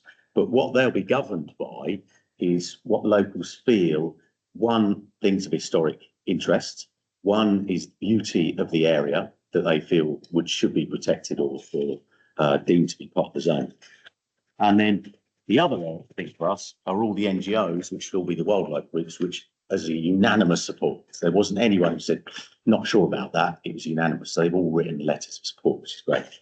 So what I can do is pass this round, which would have been on there, which I've done a rough plan, and it gives the area. And you can see we've got certain zones are in a question mark. As we know, these guys would love this to be part of that project. We haven't even got to that point of discussing any of this, because this wasn't put forward to stop housing. This was purely put forward to protect the Blean and expand it, really. So I can pass that around and you can have a quick look. I don't know whether you've had it in digital format. And I can now, after the consultation's now been with National Landscapes, I can now show everyone what we've got on our digital. So if anyone wants to have a look at it or have it sent to you, feel free. And again, love feedback. If people say, oh, why isn't this bit in? Oh, can we take that out? What are you doing about this? Would love that. We'd love as much feedback as possible, basically. So I'll also give everyone this, which is quite good to see. This is the expanded area that the Wild of Blean would like to see, which is this red line, this green red line that runs all the way around. After initial consultation, this area is too big to be taken in by National Landscapes. Too much of it doesn't fit the criteria of National Landscapes. So hence the reduced zone. This has now been defined again, and we're hoping to have a meeting in about 2 or 3 weeks with the relevant people, NGOs and different people that would be involved in understanding that identity of landscape, to try and hone it down a bit more. And what we'd love is for Swale, the local nature recovery strategy guys, Canterbury and Ashford, to be involved in that, so then we can understand what it is. So love questions, because there's probably bits I've missed, and what we think of the idea, really. What's the question mark there? That is the Blean area, I think, isn't it? Josh might be able to answer that. I think it is. Yeah. So that's the area that you guys are going to build on. Yeah, we'd love a lot of that to be included, but at the time, because it was so hot that was going to be housing, we didn't want to put it in because it would mean we wouldn't get the proposal accepted by National Landscapes. So bear in mind that's a hand-drawn map, so it isn't a definitive, boundary. There's no definitive boundaries. It's just the concept of putting the Blean in the National Landscapes. Yeah. Welcome, Josh. I had Josh. And I've got Alistair. Before I come to either of you, I'm just going to use the phrase anything that can't be in the national landscape. It's worth talking to whichever local authority area it's in to see if they can look at doing what happened with Maidstone with the River Leven. Yeah. So they couldn't get it designated nationally, but they do have a strip which is off Square Hill Road and runs back to the Turkey Mill, which is a locally designated wildlife reserve. It is very worth doing because it gives you that connection. You can't get it another way. Josh. I'm really spoiled a bit by maps. Nowhere near it where we've got those reasons that what we're going to now. But I heard about this information in depth, and it's pretty exciting. It's something absolutely right. My council should be supporting. It's amazing the Canterbury City Council has actually got a local plan for government to some form of consultation over this way. But no, exciting news there. And then by speaking to some of the city councils that are right that way, they're very excited by the prospect for this as well, especially now that things being saved. So absolutely, Swale should be supporting this. I think they're really about the challenge the next 10 months, so very much in favour. being my patch and my dog. But yeah, if from a procedural point of view, is there a committee that we refer to from the meeting? If the consensus of the meeting would be that we are in favour of trying to get Swale to support this. Certainly, if you're making a proposal that the area committee supports this, and we ask the environment committee to also look at. Well, that's certainly, I think, Councillor Perkins is. Yeah, I'm second the proposal.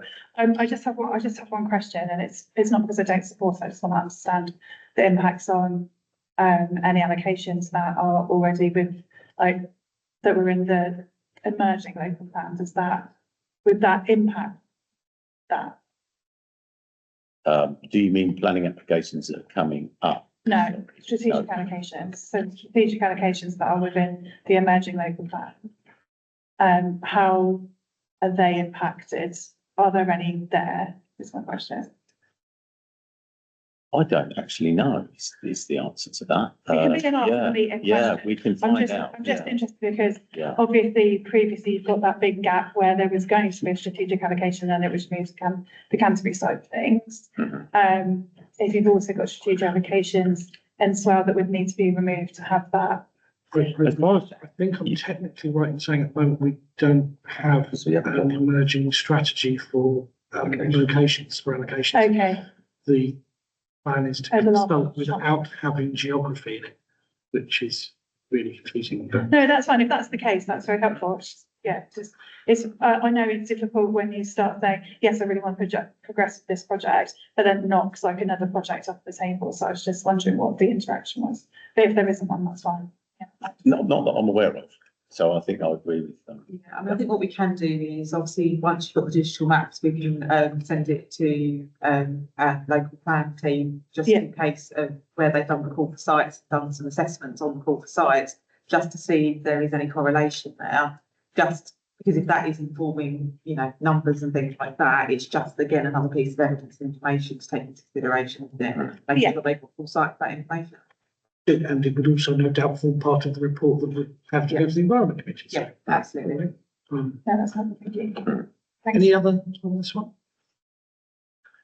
So we could do the vote on the proposals on the table to support it and refer it to the Environment Committee to give more support. Guys, you got it through. Yeah. Lovely. Well done. Yeah. Thank you very much. That's all right. If there's any other questions, I'm happy to take.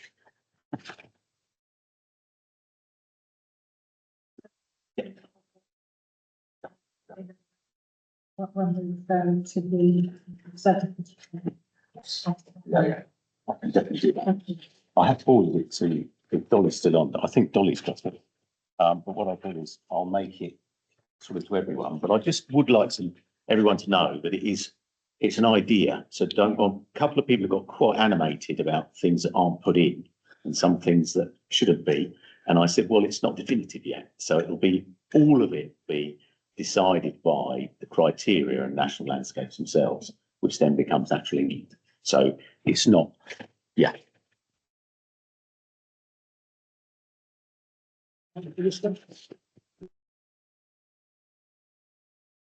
Sorry, Chair, just because Terry mentioned me. Is there any way that, for instance, any of your future meetings, you might allow me to attend for this?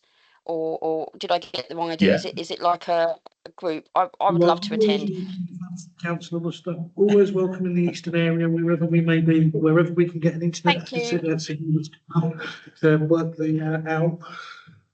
And a room big enough. It's only because I'm very kinetic learning orientated actually, and I really like to see things. So when you're talking about this great idea, I would like to potentially be able to visit the area to really put context into what you're talking about, or see a map, which I'm sure you've already sent me, Terry, so I'll be going back over that. Don't worry about it. But the more context I've got, the better, if that's okay. But yeah, that'll be great for a referral from here. Thanks very much. Brilliant, Chair. Thank you. You were going to suggest a field trip, site meeting and that, you know my opinion on those from planning. Well, okay, if that's all right, Chair. I was going to say, Dolly, if it helps, we will be having a talk about the definitive area and of the zones. So when that comes forward, I can make sure you're on the list. So it would be bombing around the areas. That's probably quite a long way down the line, but I can let you know when that is. Yeah. Excellent. Thank you very much. Really great, brilliant. We're going to move to item 10, which is the hearing above the title. Like this, we don't have to travel with the town council tonight.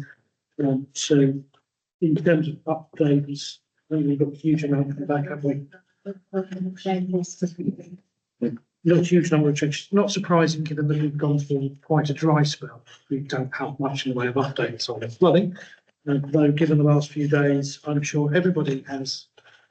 I don't think it's fair to say that the drains should have coped with some of it. Certainly, even the 249 was more in requirement than boat car. In terms of the where we're at, we'll go through the site. So, Abbey, Whitstable Road, Wreck. Was that okay this morning? Yes. Excellent. Bus stop. All right. Yeah, I guess the bus stop is just a saga, isn't it? Sorry? Yeah. I've got Church Road, which I think had drain clearance fairly recently. Yeah, they're basically nothing and everyone is flooding at the moment. You can just take them off, they seem okay. Cool. And Hannah Street, is it? Hannah Street is ongoing. It's a lot better now the drains have been done, but there are trees which are overlapping and all the leaves are blocking them up again. And we've also had where the road alterations, you know, Long Road joins South Road. Yeah. You see the Cold House on the corner. She's actually had to pay to have a border on her bottom gate because the water was rushing in. I will feed that back. I think Julian's already spoken to Alan. Excellent, in which case I thought might be. So, yeah, it was In a that little case. bit today, not as bad as it was.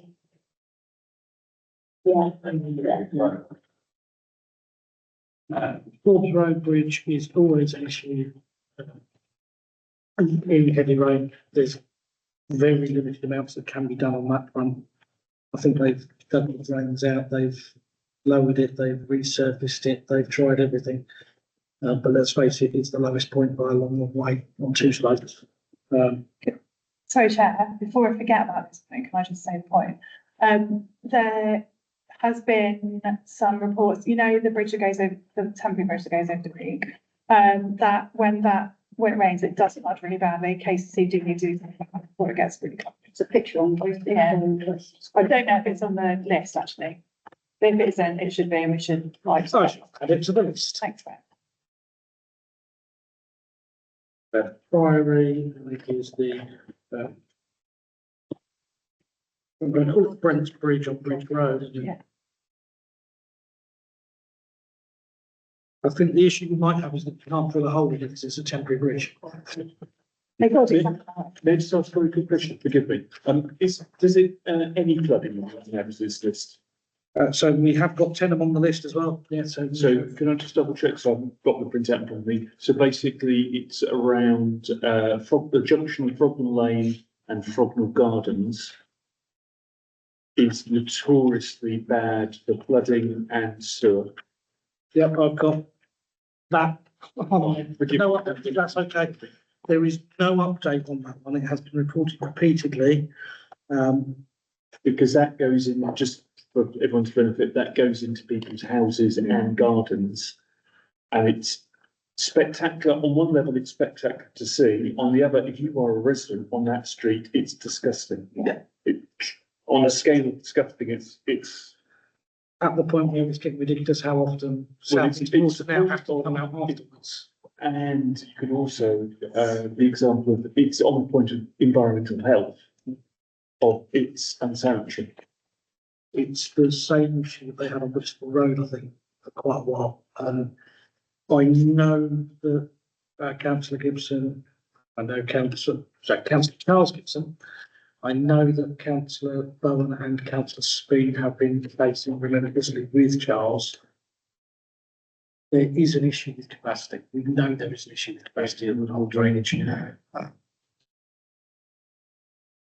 Does, in practical terms, is there anything else we could do?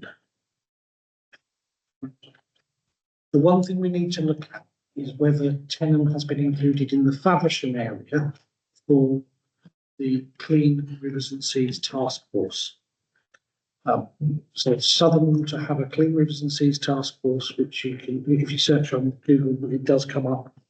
It has an interactive map feature on it, which tells you which areas are currently in the pre-2030 plan for work. It's a real mixed bag as to what they'll do, because it's based on the number of discharges. And they have to get the discharges to below 10 a year, I think it is. So areas. I know Faversham, for example, I think it was 14 or 15 discharges a year, so it's probably going to be getting the old pumping station back into action and some slow drain water butts used to divert rainwater from the sewage system. So forgive me, I haven't looked there for about 4 or 5 weeks, mainly because I'm doing my day job. I keep getting an answer back saying that no, you can't have anything in Maidstone yet. It's not on our list until after 2030. When, again, very bit of flooding. I think obviously there is concern about residents' properties here, and like you say, the environmental health concerns. So I'll take an action away to speak to our housing standards manager, who's qualified environmental health officer on these matters, just to see again where the line is on those things.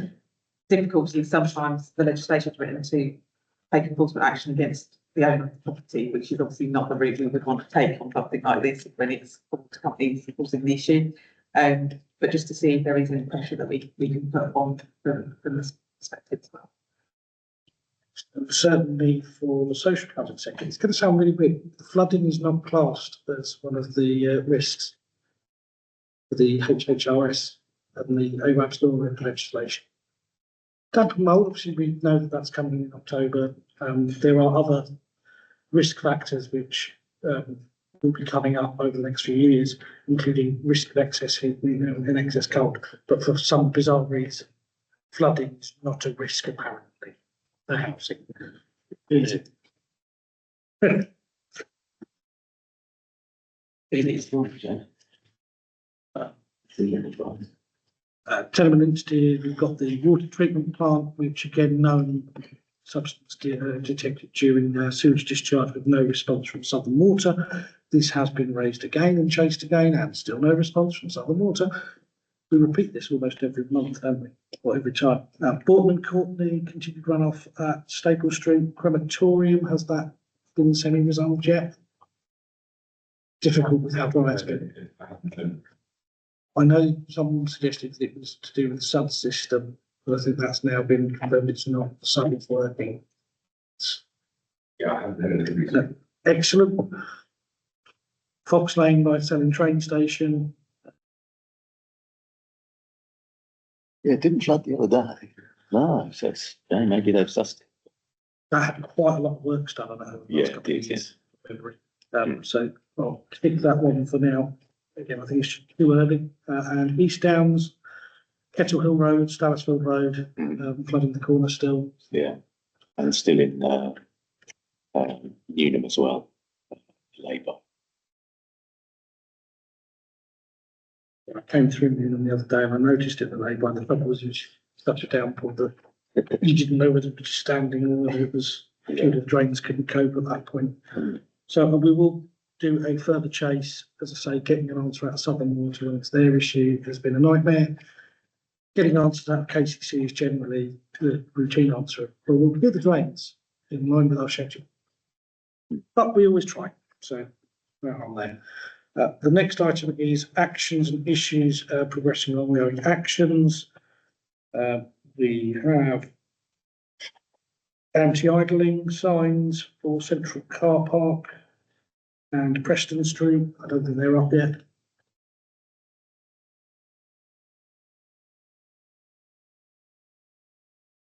outside the surgery.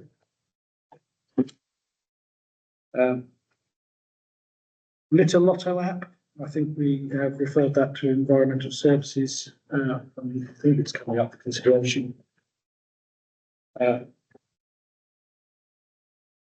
Brighton Crescent play area, referred to the Chair of Environmental Services and Climate Change for consideration of costs. There has been, progress. I met Rob Williams last week. He decided where they would be if it's approved. Excellent. He said they have got some second-hand ones in storage. Just that will now sit under housing and community services plan. Yeah, he got his involvement, but obviously we're saying that. Now, in which case I might be wrong. He said to me, it's got to go back to Martin and to the environment committee, but whether he's right or wrong. yeah, they've got play parks in. Play parks is in community. Green space is in environment, so it depends which. Playing fields. I'm probably just fighting in for no reason, sorry. Okay, taxi rank Southampton railway station. Enforcement not taking place. Well, I saw the enforcement officers, so it's taking place. Tree damage and maintenance. That has been referred, and I think the owner's put in an application because it's in the conservation area. And I seem to recall seeing it on the planning portal. Local bus forum. So we had asked.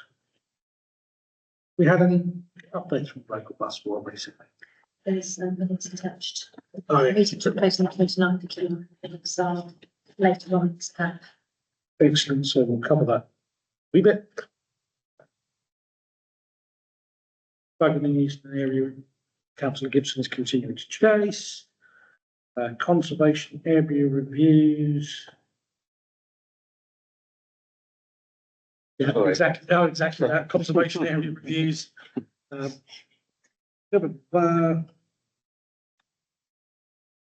was published on the 14th of August.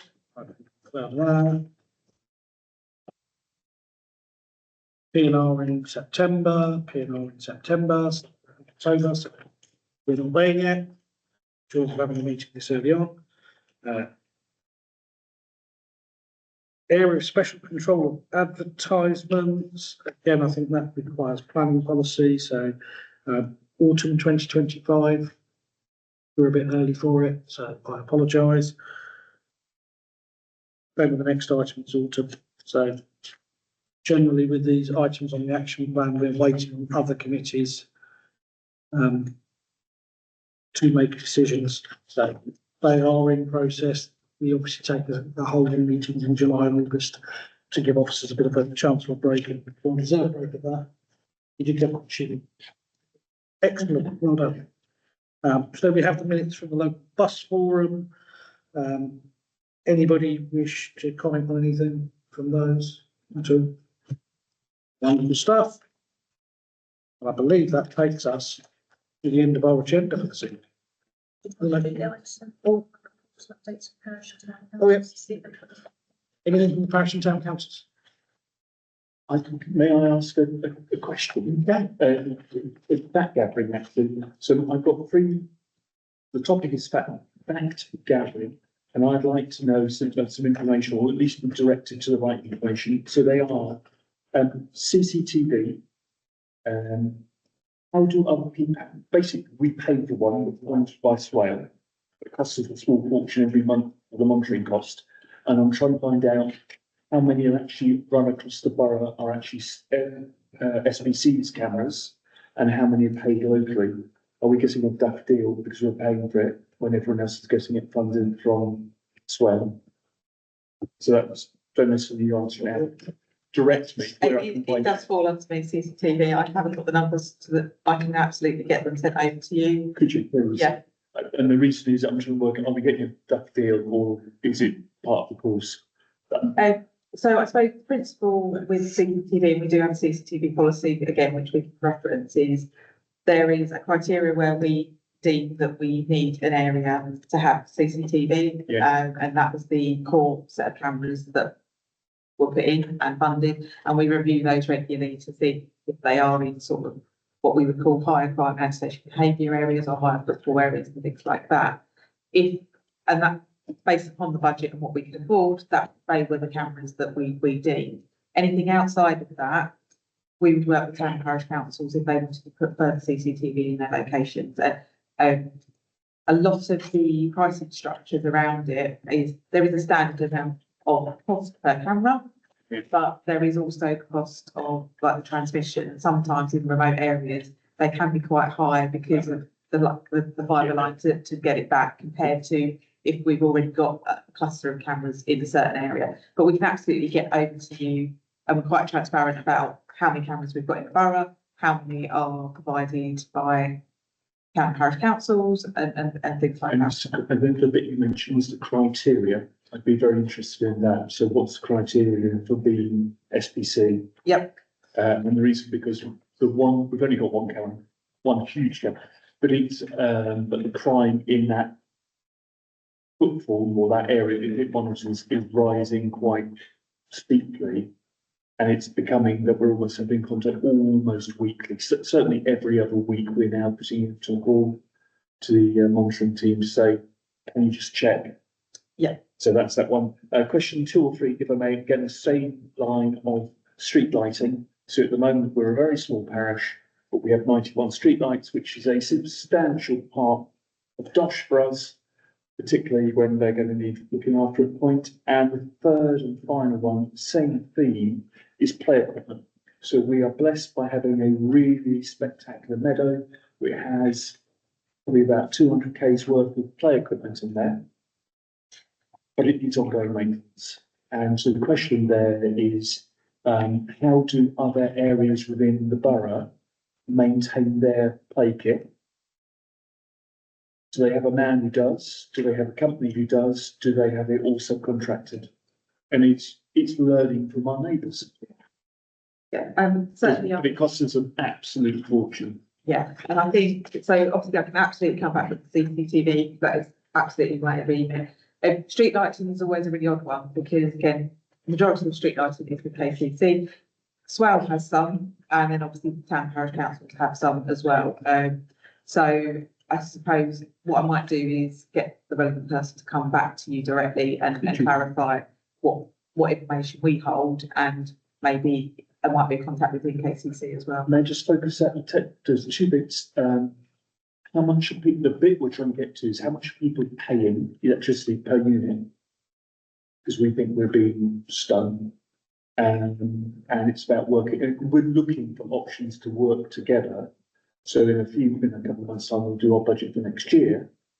Well, I'm trying to get the idea that we work with A, B, and C, and we work together. There might be an opportunity to, so paying that per unit, we get that. Yeah, absolutely. Does that make sense? Yeah, definitely. And similar with play equipment. Similarly with how do people do it? Can we learn from others? Yeah. Because we're just working as a single unit, and it seems mad.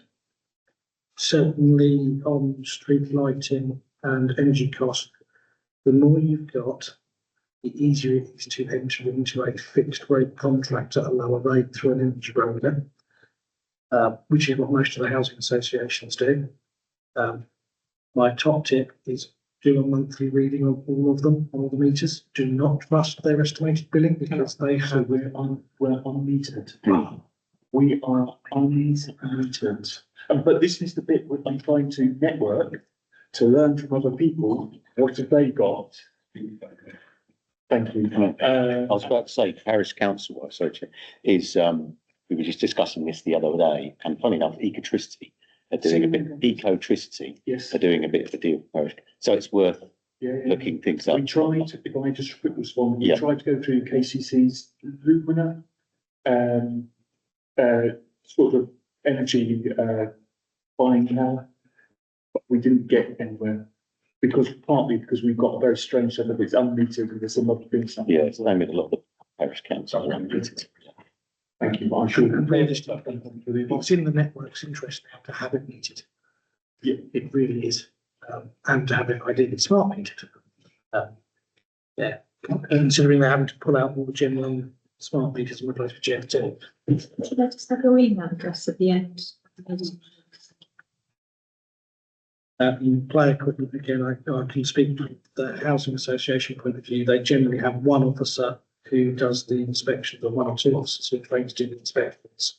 Then any work is then outsourced to a contractor, a specialist contractor. Because you have to do the weekly safety checks. So that's Yeah, I mean, from Swellborough Council's point of view, we obviously have officers that go around and do those regular checks. They can fix minor Nuts and bolts. nuts and bolts and things like that. And again, it will be similar to outsource anything else. But again, I know there was, we're looking at sort of play areas and doing a review of those, condition review and all of that type of stuff. So again, it may be not necessarily saying it's the same thing as the public toilets, but again, like I say, is there buying power, is there services where it makes sense for everyone to do, you know, driving past your play area, so we actually go and do those checks for you and buy contract and those types of things. So we can absolutely sort of look at that scope as well. Thank you, appreciate it. Josh. One thing going about the place about the street currently. Secondly, just to let the reps know, next week, Fashion Town Council, along with representatives from the parishes, stands and other areas, holding a meeting about the fund of the organisation and when we sit in that boundary, which way place. Obviously, surveys and such things have made a deal. But that's the discussion that will come up, but just to let people know that the conversation time next week, and I'm sure you'll hear after that. I believe we've had an email this morning saying the words extraordinary full council meeting to discuss LGR. So, yes, if only any of us knew where we were going. Councillor Jackson. My favourite subject, really. I found it very unfair talking to a resident who had just moved in and the village was missing. When I contacted Surrey's or fencing, they said, oh, it's their responsibility to pay for it. And I find that really unfair that they've taken the property over. Because it's blue bin, so what happens, it rains, or that'll be anyway. Indeed, it's certainly something that can be referred back to the Environment and Climate Change Committee again. Sorry, Dolly. Is that So, something okay. straight to the team to see? I mean, The trouble is, I think it's because they set the policy for budget. they do, yeah. So within fees and charges, and obviously fees and charges get set every year.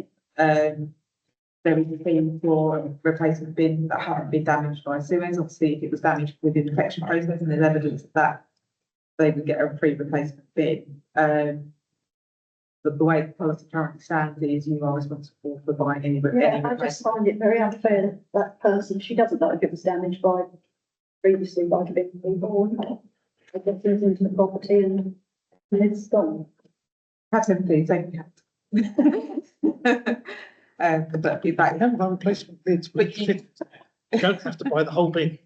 But that is part of, there is obviously a cost to that, and yeah, she inherited a broken bin, hasn't she? That it's a push. People these days are struggling because this is on one of the mostly prime roads actually, but it's mostly prime road.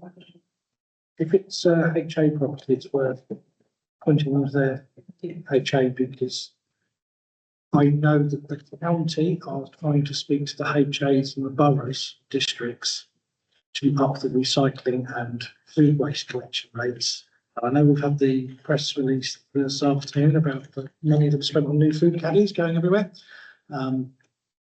They are giving little pots of money to the HAs to try and help with those donations. That might be worth a shout there as well. But we will. Food waste bins are still free. You get a replacement. I was about to say, is it social housing actually, as in? Yes, it's social. Was there a survey done? Surely there's an assessment done when the person leaves to when the person comes in. You would undertake a void survey usually just before, depending on whether it's a mutual exchange or an actual allocation. Yeah. If it is a mutual exchange, you accept the property and any accompaniments as is. And generally, you're not allowed to undertake major repairs or not major repairs that are not new within 6 months of that mutual exchange. If it is an allocation, it should have been picked up during the void process and the HA should have bought a replacement bin. And in theory, they'd have done a recharge to the previous tenant for it, to any arrears they may have had. However, most HAs are not doing the recharges at the minute because of all this damage involved in changes to airwave storage, etc. Sorry, specialist subject. From aftermind. And with that, we have matters to be referred, or we have local issues or on local issues. I think that's sort of been done to this one as well. So Matters to refer to service committee chairs. So yes. So that would be, the ones that we're going to go to CSP first of all, about community tension, and then report to, housing council community.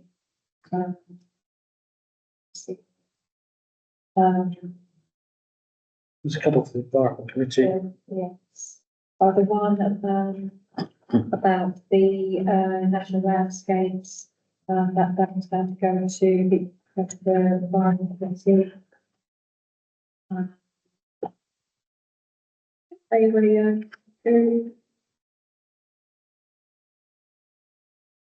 I won't be going through the minutes. Yeah. But we have got the items going through, which is good to say. I've got a lovely note of the letters that I will be doing as well.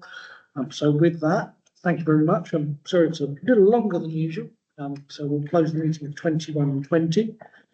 Thank you everyone for attending, and those online if there's any still with us. And Dom's disappeared off bed. Have a safe journey home, and fingers crossed we have more flags meanwhile. That's